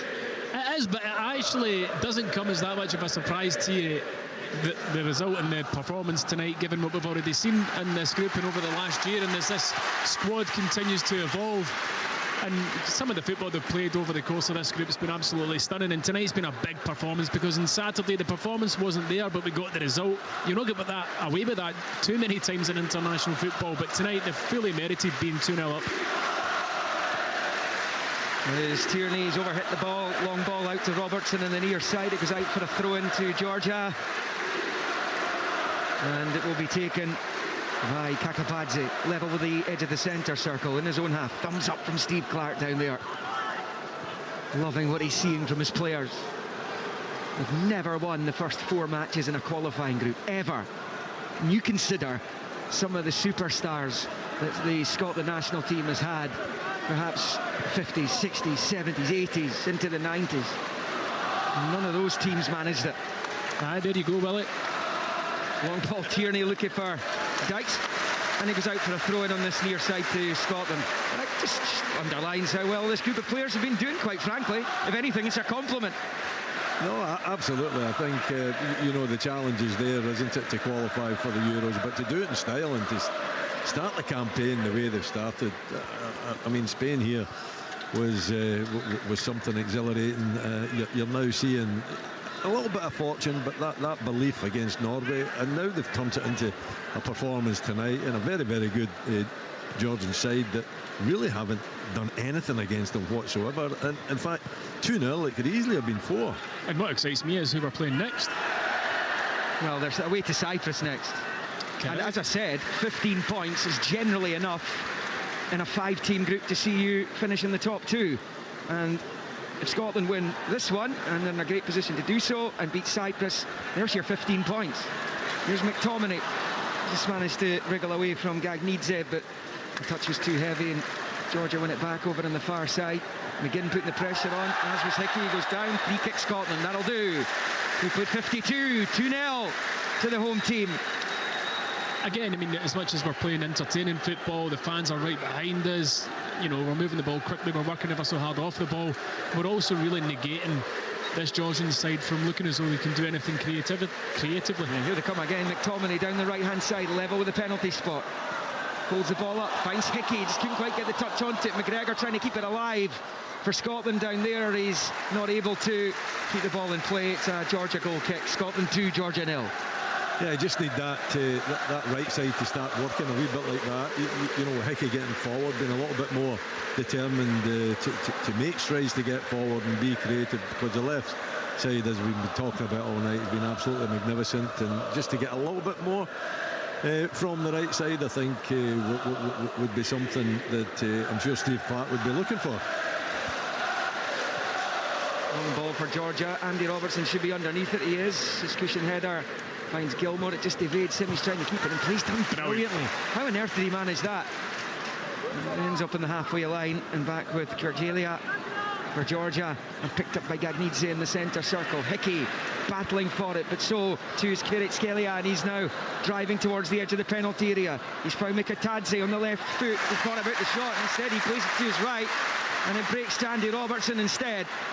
And now it's Gilmore into the feet of Dykes, who goes down. He was fouled, and that will be a free kick to the Scots. Just when it dropped to Kvaratskhelia, he was doing his usual thing. He was going on the left, chopping onto the right. You don't know which way he's going to go. You did worry, because he's been kept pretty quiet so far tonight. Absolutely has. I thought he could have maybe tried to get a shot away. He's out to his right-hand side. He's like a slalom skier, isn't he? Yeah, he's changed of direction, and his centre of gravity are wonderful. No wonder he was compared to Maradona. I don't think he's quite there yet, right enough. And given the vociferous nature of the Napoli support, I'm sure they don't nickname him after the great man lightly.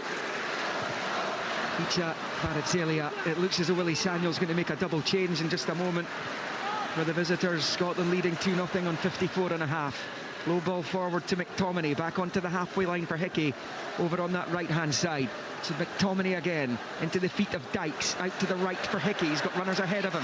One of them's McGinn. McGinn's got McTominay waiting, but the pass was a little bit too early and off target, and it's back with Georgia, with Kvaratskhelia, who gets it clear down that far side. Porteous has found himself in central midfield for some reason. He's gone down looking for a free kick that's not coming. He's managed to poke it to Callum McGregor. He's done really well. And here comes Callum McGregor. Little disguised ball. It breaks back to him, and he fires it wide. He's annoyed with himself as he punches the fresh air. It stays Scotland 2, Georgia 0 on 55. He is. He's just seeing that nestle in the back of the net.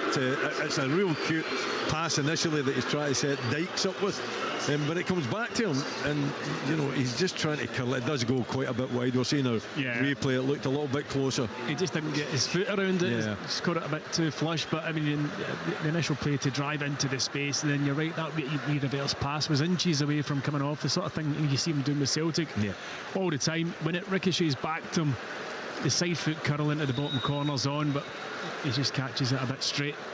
It's getting better down the right hand side though, isn't it? Hickey's coming more and more into the game. You know, maybe he does need Porteous to be a little bit more positive down that side to give him, you know, a little bit of help as well. But you know, he's got himself into some good positions, and you know, started good moves down the right hand side, which has been needed.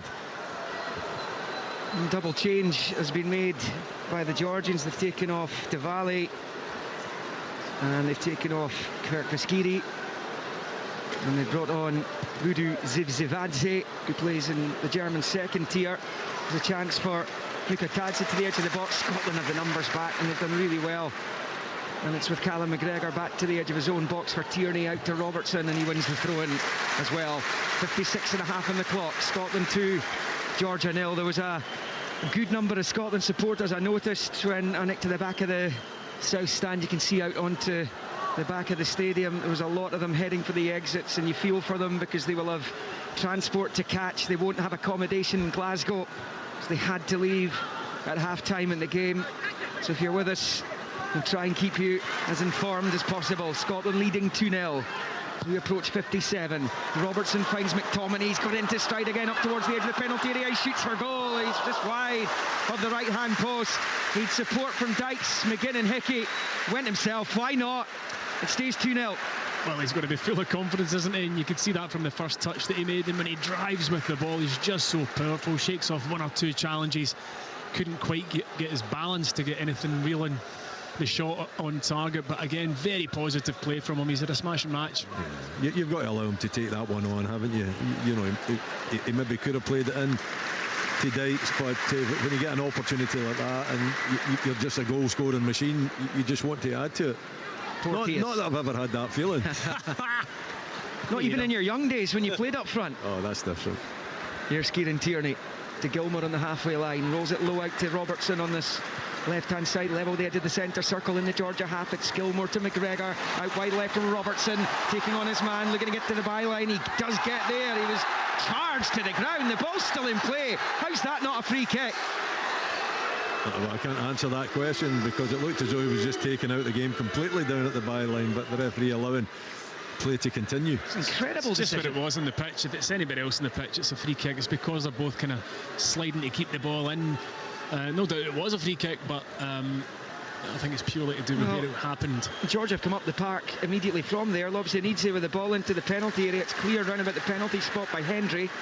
Only as far as Kakabadze on this near side. Now back with Lobzhenidze. And he plays it back to Kirkhelia, just to the right of the centre circle. He drops it to Kitishvili. Kasia, first time low ball from the Georgia captain out to the left-hand side. A chance here for them. Picked up there by the Georgians in the midfield, up towards Mikhail Tadze. Having got it from Kitishvili into the left flank. Kasia fires it out to that left-hand side. The cross ball doesn't come. It's passed back the way to the edge of the area, and that's an effort which is whizzed just over the bar. Kitishvili was rising all the time. And Angus Gunn happy to see that go over, and it stays Scotland 2, Georgia 0. He got it really sweetly, and actually it dips quite viciously the last kind of 2 or 3 feet before it was over the bar, but I think Angus Gunn had it covered. Louis Sagnol, the Georgia manager, looking on from his technical area, approaching the hour mark. And he had designs on winning here and going to within 2 points of Scotland. Right now, no matter how often you rub your eyes looking at the Group A table, it is scarcely believable to see. And what a sight it is. It's back here with the Georgian keeper Mamardashvili. Chips it up towards the halfway line. Robertson gets onto it, fires it forward, then it comes off Lobzhenidze and out for a throw-in on this near side to the Scots, about level with the edge of the centre circle, right in front of Steve Clark. He's at the edge of his technical area as usual. He's prowling around there. His team are on the brink of a historic 4th successive win at the start of a qualifying group campaign. It's played into Georgian feet down on this near side, and it's dinked forward by Kakabadze up towards halfway. Gilmour gets something onto it. Lobzhenidze passes it straight to Gilmour on the turn, under pressure, fouled. Free kick on the halfway line on this near side. Scotland 2, Georgia 0. We're beyond the hour mark at Hampden. Yeah, again. Sort of. Yeah, again, you know, showing great grit and determination. We know the qualities that he's got in terms of the skill, the vision, the passing ability, but you know, he can mix it as well for a little lad, can't he? He's been really tenacious tonight, really been up for it. It's been in people's faces, been winning headers, and whenever the ball's dropped in midfield, you can be guaranteed he's onto it in a flash, closing people down. He's been absolutely brilliant tonight. Here's Robertson for the Scots down the left-hand side, chips it towards the edge of the D, where it's met by Kirkhelia, gets it cleared up towards the halfway line, and then Zivzivadze goes down. Free kick. It's just inside the centre circle. Kvaratselia's over it already. He takes it quickly, works the 1-2, gets it back, and plays it short to Mikatadze. Out to the right-hand side for Kakabadze. Infield for Gagnidze. To Kakabadze again on this near side, and back into his own half for Kirkhelia. Scotland with the 2-goal lead. The insurance policy, McTominay adding to the McGregor goal. And now McTominay gets the first time ball from McGinn. Dykes is ahead of him, he can find him, it just comes off the defender, and that aids the goalkeeper. And Mamardashvili is able to get down and smother it at the feet of Lyndon Dykes, and it stays on 62, Scotland 2, Georgia 0. Now, that was the right decision to play the pass in there for Dykes. They wasn't too far away from, executing the pass perfectly. Maybe hit it a little bit too hard. The deflection obviously taking it away from Dykes too. But again, McTominay, so positive, wanting to get forward down that right-hand side, showing the vision as well, and almost the perfect pass forward. Kasia for Georgia up to the halfway line. He finds Kitishvili. Comes back to Kasia. Infield for Gagnidze around about the halfway line. And back to Kasia. He plays it to this right-hand side of the centre circle. The ball is drifted out to the left by Kirkvalia.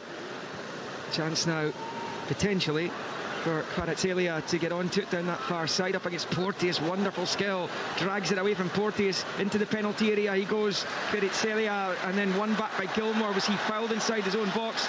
The referee, I don't think, believes that was the case. Kvaratskhelia was a menace down that left-hand side there. 63 played. It's wonderful skill by the Napoli man. It really was. The turn on Porteous was fabulous. He just overran his next touch, and I did feel as though there was a wee clip of the heels on Billy Gilmore in the box. Get a wee run of it, but yeah, fabulous skill. Really tied Porteous in knots, but as he drove into the box, just took one touch too many. There's a foul by Lobzhenidze, and that's his final act of the game. He's being replaced by the Bordeaux striker Zuriko Davitashvili. He can play as a number 10, he could play on the wing as well. That's probably where he's going to go. Scored the winner against Cyprus at the weekend late on. He's now on to join the other man who's been on the score sheet for Georgia in this group, Niko Tadze. Scored in both their opener against Norway in Batumi and in Larnaca on Saturday.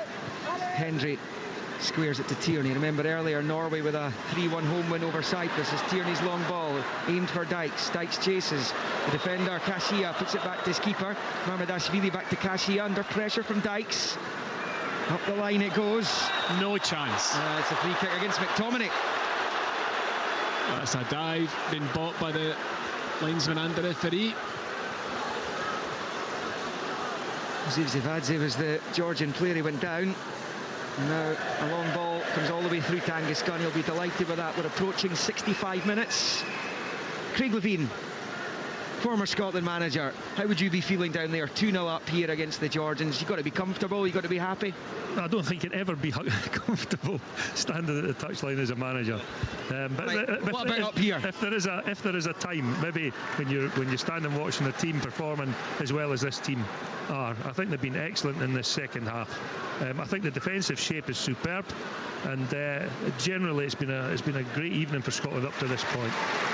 Scotland winning it back in the midfield. It's McGregor rolling it back to Tierney. First time out to Robertson. Gilmore goes back to Tierney. Tierney then moving it out to Callum McGregor on this near side in the Georgia half. Forward to McGinn.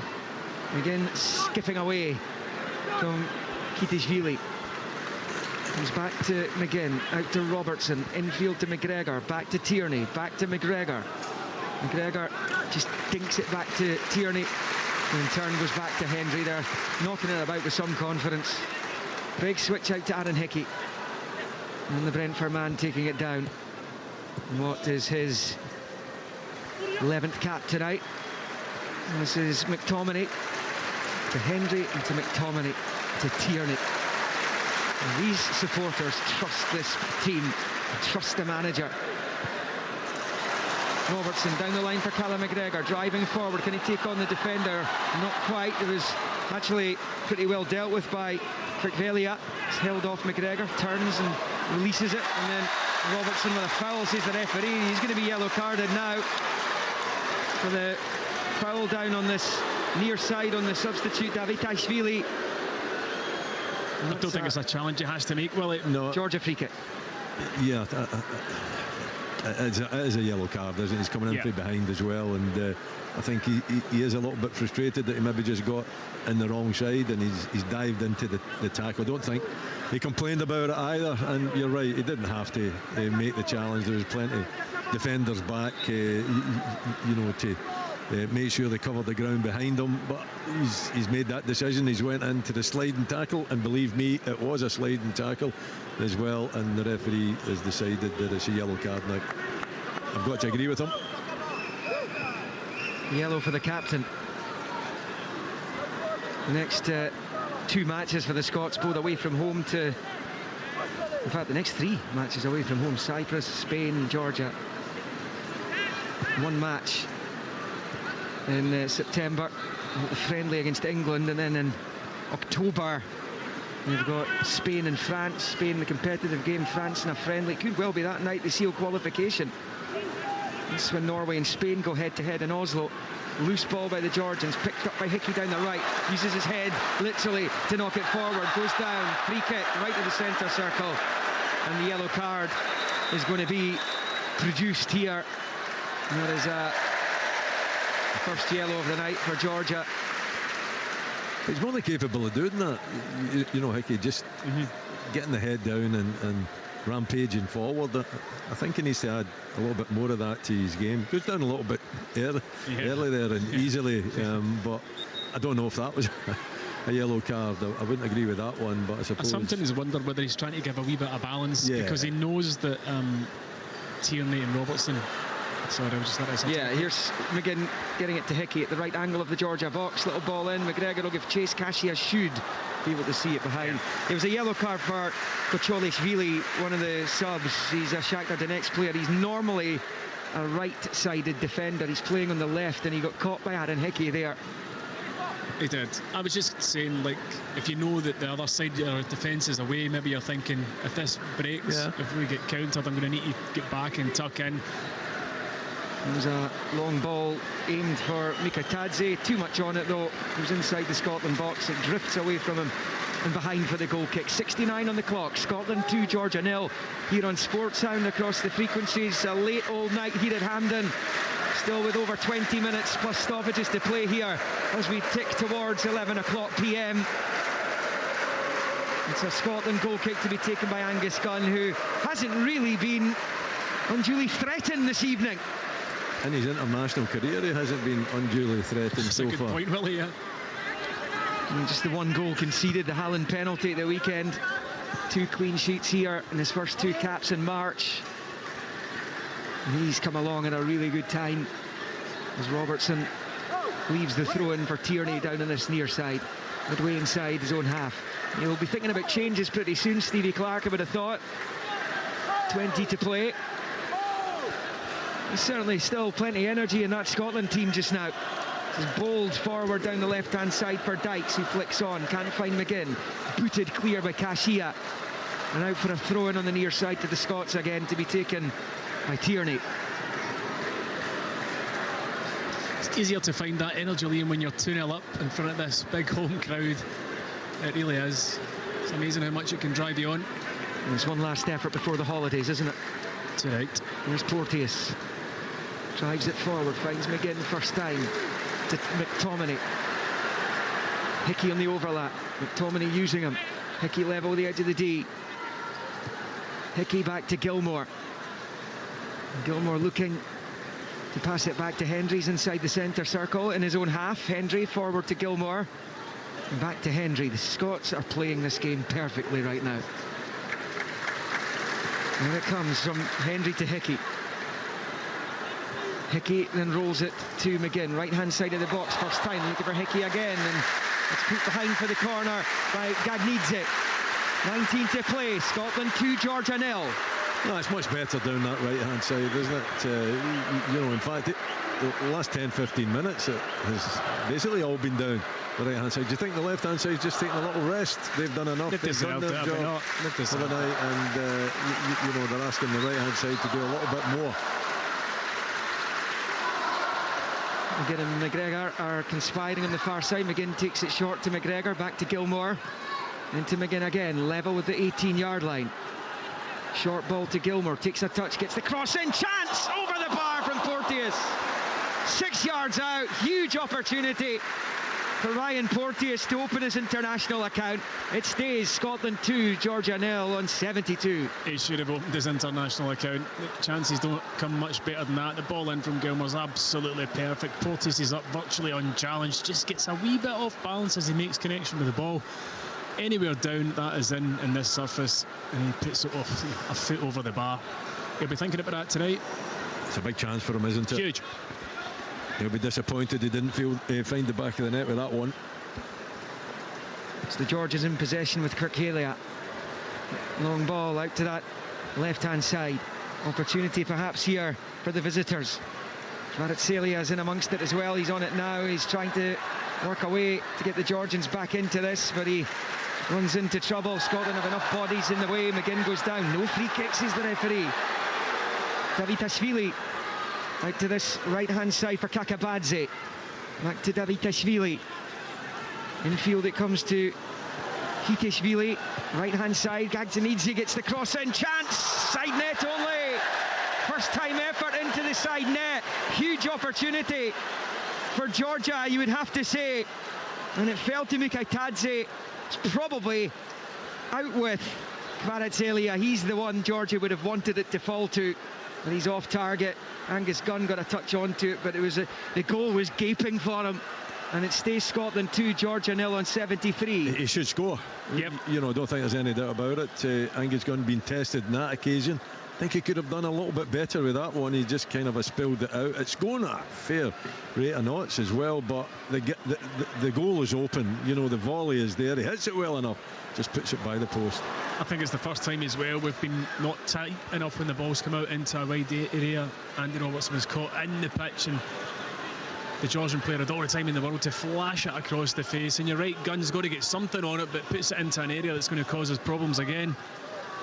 And it really should have been a goal back for Georgia. Thankfully it wasn't. That's side now. It stays 2-0 to Scotland.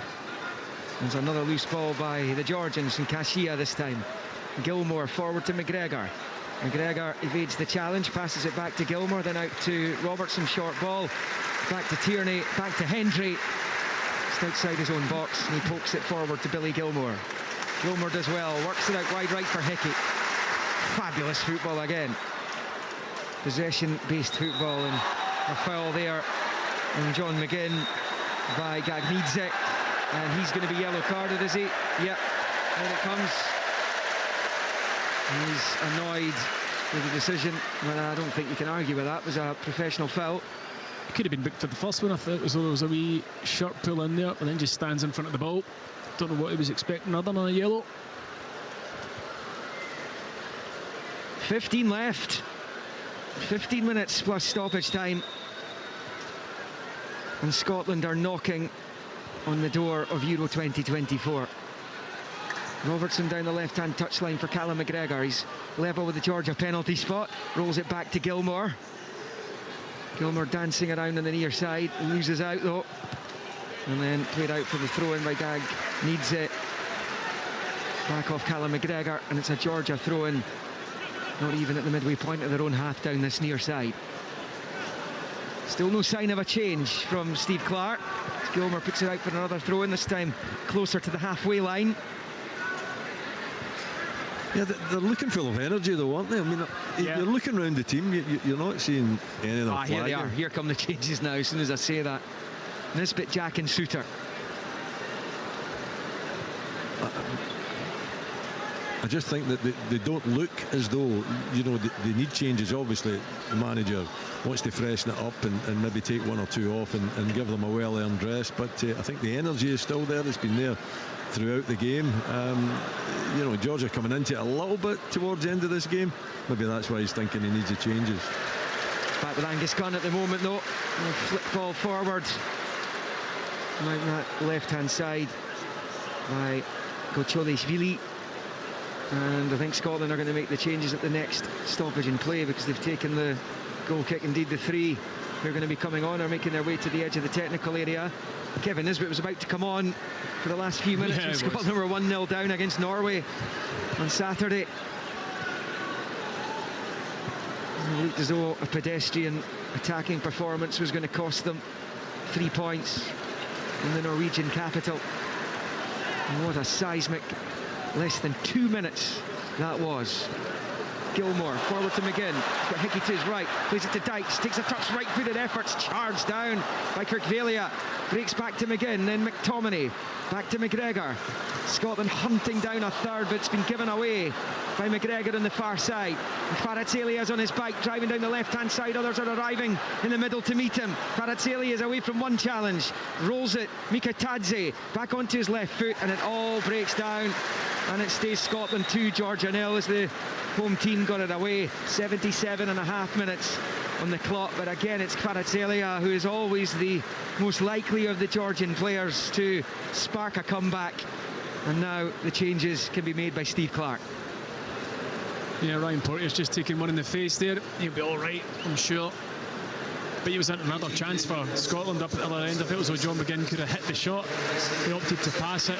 Lyndon Dykes took the shot on. Right, Kieran Tierney is coming off. And Callum McGregor is coming off. And the third Scotland player to come off, you would imagine is Dykes. It is. Kevin Nisbet will come on to win his 11th cap. Scored against the Netherlands in a pre-Euro 2020 friendly. His only international goal so far. John Souttar comes on to replace Tierney for cap number 7. An injury-ravaged season it's been indeed. He was a doubt for the squad, couldn't play or couldn't take part in the game against Norway at the weekend because of injury. And Kevin Nisbet comes on, and Ryan Jack, as I said, on as well for his 16th cap. Good subs, Willie. Yeah, been good to have on the bench, isn't it? And Steve Clarke has, he's mentioned that on a number of occasions, that the strength is the squad rather than the starting 11. And Ryan Jack coming on, getting the opportunity. He's been thwarted by injury. As is John Souttar as well. Good to see both of them getting the chance. Oh, Souttar almost with a long ball, almost managed to find Nisbet, who of course has just left Hibs to sign for Millwall. And then a misunderstanding at the back, and Mamardashvili, the goalkeeper, puts it out for a Scotland throw-in on the far side with 11 minutes to play. Scotland 2, Georgia 0. Under the lights now here at Hampden Park as darkness falls on Glasgow's south side. A long old night. Less than an hour to midnight as Henry goes back into his own half for Souttar. The Rangers defender forward to Gilmore, now to Robertson. And Souttar goes back to Porteous. He's okay after that previous head knock. Out to Hickey. Hickey's done brilliantly. Really good header. Cushion into the path of McTominay, who's driving down that far side. And he just loses out. It's a really good challenge actually by Kashia on the slide. And George able to come away with it over on the left as it's shifted infield to Gagnidze. Short ball to Kirkvalia, and out to this near side for Kakabadze. Up the line it goes. And good play actually by David Kashvili, but he's on his way towards his own goal there. And then away from a couple of challenges. Gagnidze plays it forward into the Scotland half. Mikatadze has it. It's away from a couple of challenges. Gilmore and Jack do enough to get it back momentarily, but Gagnidze keeps it alive. Mikatadze with a little chip ball into the penalty area. Gunn comes and gets there brilliantly. Superb from the goalkeeper. Well, that looked as though it was going to fall for Georgia. And Angus Gunn got down low to make the block, and it stays 2-0 to the Scots. Brave, Willie. Very brave. Right at the foot of the striker rushing in on him in these conditions as well. I think some goalkeepers would have thought twice about going down for that one, but really sharp off his line too, reading the situation, getting himself out and blocking the chance. Zivadze thought he was in. Georgia give it away at the edge of the Scotland box. Souttar and Jack was in a challenge with Gagnidze. It was a brave challenge actually from the two of them. The ball is loose and eventually picked up on this near side by Kakabadze. 81 played. There's an injury to one of the Georgian players. I think it was from the Jack challenge. That was a tough looking challenge, wasn't it? It certainly was. They both went firing into it. Gagnidze's down. The first view it looked as though Jack might have been a touch high, but the referee didn't see anything in it. Not had a wee rerun of it yet.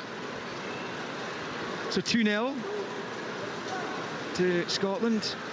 Leanne Crichton is here. Maybe get Leanne's thoughts now into the final 8 minutes. We go here with the Scots cruising, it seems, Leanne. They are, yeah. Been a brilliant second half performance, really controlled performance, used the ball really well at certain moments, just knocked the wind at the sails of Georgia. Any sort of incentive, they've really kept that at bay. But there's still a fair bit of time left, as we know. On Saturday, Scotland looked out of things, and what you don't want is to hand Georgia just any sort of chance or opportunity to get back in the game, and you certainly would start to feel nerves. But it's been a brilliant all-round performance from Scotland, really. Individually, when you think about the mental capacity as well that this night is taken up and eaten up, the players have certainly stood up to the challenge of it all. I've been really impressed by them. It's going to be a chance here for Hampden to acclaim Kenny McLean shortly. After his winner in Norway, he's going to be coming on shortly. But here come the Georgians again. Mikhail is up to the edge of the penalty area. Showed too much of it to Gilmore, and Scotland win it back again. Ryan Jack popping it out to McGinn on this near side. McGinn goes long, but he's off target with the pass, and comes all the way through to the goalkeeper, Mamardashvili. And he bowls it short to Kirkhalia. Almost on 83. It'll be a nice moment for Kenny McLean, this chance for the Scotland supporters to show their appreciation for his heroics on Saturday. Long ball by Gunn up towards Nisbet. Nisbet tries to force it into the path of McTominay. He's done really well. McTominay, Nisbet running ahead of him. McTominay tried to pass it to Jack, but he gives it away. Now Kvaratskhelia is in possession inside the centre circle. His pass forward blocked by Gilmore. Kvaratskhelia has it back. Cushion pass to Kashia into that left-hand touchline. And it's Ochilevzili into the midfield. Long ball forward to the edge of the Scotland box, won by Robertson. His header finds McGinn on this near side. John McGinn stepping in field. Little ball for Gilmore. Gilmore chipping it forward, but it's only onto the chest of Kirkhalia. And it's picked up by Kakabadze on this near side. Little ball in field for Gagnidze into the centre circle, where it's flashed out to the left by Kitishvili. And Georgia are coming forward. They're looking for a route back into this. Still 6 minutes of the 90 to play. Still McLean waits to come on. Short little ball for Kitishvili. Gets it back immediately from Davitashvili. Out to this near side. Good play here by the Georgians. Kakabadze along to the edge of the D. Chance here perhaps for Kitishvili if he can find space to shoot. Still he has it. Barging his way into the box. Turns and plays it back the way. Out to the left-hand side it comes. An effort which just clips the roof of the net on its way over. Angus Gunn again relieved to see that go over the crossbar. Muzeev Zivadze got the effort in on goal there. And Scotland will make the change. They're going to bring off Billy Gilmore. And Hampden can stand as one for Kenny McLean, who will come on, Stephen, to try and just shore things up in these closing few minutes. But more importantly, I suppose, clever move by Steve Clarke. Get Kenny McLean on for his 31st cap just a few days after Oslo. Yeah, absolutely, and the man he's replacing, Billy Gilmore, can be very pleased with his evening's work. I think the wee man's been absolutely superb, and you're right, Kenny deserves yet another cap here this evening after his heroics in Oslo. He probably wanted longer than the 5 minutes he's getting, but it's another cap for him. And finished on his weaker foot, of course, Leo Laval, and that has made this, if you excuse the long suspension because of the rain tonight, it's made it a much more comfortable atmosphere. I mean, Willie, this has been a relaxing watch. It has, yeah. I mean, I think you can be relaxed when your team's playing so well, and you have outstanding performers, out there on the pitch. I don't think there has been a weakness.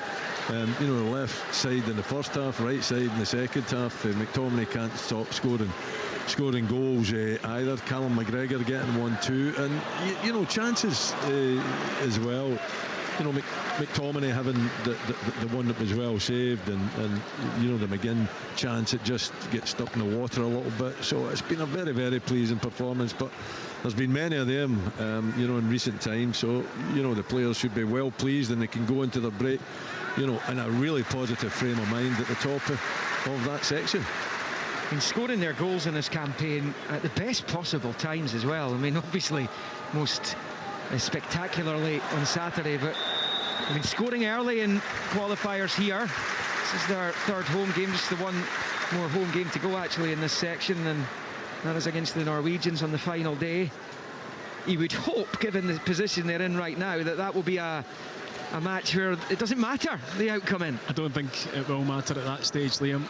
I mean, this puts us in such an incredibly commanding position with Cyprus up next. I firmly believe if we can get a result in Cyprus, then we'll be in Germany. Angus Gunn with the free kick for the Scots. Out the right hand side, it goes from the right foot. Diving header out for a Scotland throw-in. Is there even more joy in this also profitable double header at the end of the season? McTominay bowls it into the box. Kashia gets there ahead of McGinn to clear. Porteous is underneath it, heads it forward, and Hickey couldn't quite keep it in play. And that's going to be a throw-in for Georgia over on that far side. 2-0 to the Scots then. We're approaching 88 minutes. Loose ball. Nisbet gets something onto it. Works it well with Jack. Jack back to Nisbet. Back to Jack. Out to Hickey on the right-hand side. Hickey then lifts it back in towards the centre circle for Suter. It's not an easy one, but it bounced. Suter's header finds McLean. Now it's with Robertson, who finds McGinn. Low ball infield to Robertson again, then back into his own half for Suter. He and Robertson exchange passes, and Suter goes back to Hendry. Just passing this about, killing all the time that's left. And here's McLean out to Robertson. Scotland were behind against the Norwegians, not too far off the time we're at just now, maybe just a little bit earlier. The equaliser went in. As McLean turns and passes it forward to McGinn. Robertson to his left. Ryan Christie's coming on in a moment. Here's McGinn rolling it out wide left for Andy Robertson. Robertson level with the penalty spot. Left hand side of the Georgia box. Back to McLean. Infield to Jack. To McLean again. Side football out to the left hand side for Robertson. Robertson infield for Nisbet. And slide challenge though by Krikvelia. Wins it back for Georgia. And Zivzivadze picks it up. Turns it back the way to Kashia. He rolls it out to the left hand side. Now it's picked up by Gochelishvili. Into the centre circle for Kitishvili. Christie stands hands and hips waiting to come on down below us. Hendry wins it back for Scotland over on the far side. It's going to stay in play. And it's Georgia in possession. Switch to the right of the centre circle for Krikvelia. Long ball out to that far side. Kvaratskhelia in possession. Just at the left angle of the penalty area. He's off target with his pass. Scotland winning it back, but it's going to be a free kick given away by Kenny McLean, right in front of the Hungarian referee. And it's a Georgia free kick. 4 minutes have been added on as they were at the end of the first half. At the end of the second, it's Scotland 2, Georgia 0. Yeah, and they'll be hoping to keep it at 0, won't they? You know, I think a proud record, of shutouts now. Scotland, and this would be one to add on to that list. So I think it's about concentration. I think they'd lost the concentration for maybe about 10-15 minutes there, but they've got it back again. They're playing the high line. A little bit unfortunate with that challenge there, but they wouldn't want to see this end up in the back of the net. Kvaratskhelia stands over it. 25 yards, maybe just slightly further back than that, slightly left to centre. It's actually perfect for him as he eyes up Angus Gunn's goal. Second half injury time. That's a disguised chip ball into the penalty area. Zivzivadze trying to back heel it. He does, but Hendry's there and he gets it clear. And now I can't think for the life of me why Kvaratskhelia has not had a go at goal there. Yeah, they've obviously tried to come up with something cheeky. It looks like Aaron Hickey's got a spot of bother down on the touchline. Oh yeah, I mean there's suggestion here that Aaron Hickey's used an arm here. Yeah, I thought it hit his arm, in all honesty. I was trying to keep it quiet though. VAR will clearly be watching replays of that as this substitution is made. John McGinn's going to come off and Ryan Christie is going to come on. This is his 39th cap for Ryan Christie, and John McGinn, another fine performance And they are officially doing a penalty check here for a possible handball against Aaron Hickey. So Georgia might have a penalty here. You would think, even if they convert it, that there's not going to be enough time left yet. It's coming over to look at it. So Georgia are going to have a chance here to pull one back. Will there be enough time for them to, if they score it, find a second goal? This is just getting in the way of things. But the guys to my left and to my right both seem to think that this is a penalty. Yeah, I saw it, and I think his arm's outstretched when it hits him. Yeah, that looks a pen to me.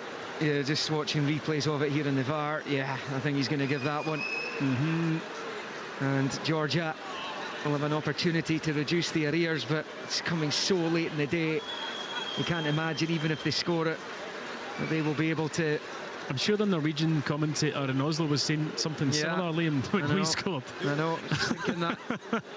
So just don't bother saying it. He's not scored it yet. He's not scored it yet. Yeah, okay. But Ivica Kvaratskhelia has already got the ball in his hand. Here he goes. Referee comes back on. Penalty or not? Penalty. Georgia penalty. Second half stoppage time. 3 of 4 minutes have been played. You can add another minute at least on top of that. Hickey shakes his head, and it's a Georgia spot kick and a chance to potentially bring the ashes of this match back to life. And Kvaratskhelia waits to take. I mean, if Angus Gunn saves this, what a start to his Scotland career it's been. Kvaratskhelia of Napoli won the Scudetto this season with his club. And they have nicknamed Kvaradona after one of the greatest of all time. The 22-year-old stands staring at the ball. Angus Gunn being told by the Hungarian referee not to move until the ball is struck. Kvaratskhelia for Georgia then against Gunn. Here he goes, right-footed, over the bar! And as if this group couldn't have started any better, Ivica Kvaratskhelia skies his penalty. And sometimes, just sometimes, you know, you've got a special team in front of you. And special teams need luck sometimes as well. Kvaratskhelia compounds Georgia's night by putting the penalty high over the bar, and it stays Scotland 2, Georgia 0.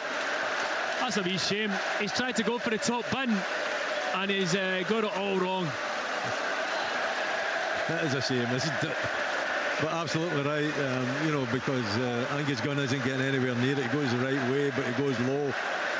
And if it's a little bit lower, then it ends up in the back of the net. But to be perfectly honest, it was well over the bar. Added time and added time. Scotland have it over on the right-hand side with Ryan Jack as they try and run the clock down now. And there can't be much more time left. A couple of players slipping out there. Magnificent! Magnificent Scotland! They've won this one 2-0. The long and winding road it was to 3 points this evening. After that lengthy stoppage when the game was suspended, after Callum McGregor's third international goal gave Scotland the lead on 6 minutes. With a long old wait, we didn't even know if we'd get to this point tonight. But we have done. And Scott McTominay, with an early second half goal, made sure that this was about as routine as it gets in international football. And when Steve Clarke saw the draw, and he said this more than once, that it's the toughest section in this European Championship qualifying campaign. When he looked at the fixtures that lay ahead, what was he thinking come June after the 4 matches at the halfway point? 6 points, 7 maybe. Well, they've banked 12, and they are so close now to Euro 2024. They can just about smell it with the minnows. Cyprus up next in Larnaca in September. And Scotland could well confirm qualification for Euro 2024 with 3 matches remaining in this group. 3 of the toughest matches in this group. And they might already be there. 12 points they're on, and for the first time ever, Scotland win their opening 4 qualifiers, and they sit miles ahead in Group A. 12 points, Scotland 2, Georgia 0. Scotland in the Euro 2024 qualifiers. Live on Sports Sound. From BBC Radio Scotland. There's no substitute. It has been an absolutely outstanding start to the qualifying campaign for Steve Clarke and his team. And they can now go into the break knowing that they are in a very, very strong position indeed. What a night it has been. The game kicked off, of course, at 7:45 p.m. It finished at 11:20. 11:20 it finished up. And there was so much going on, of course, earlier on. We finally got to the point where the game took place.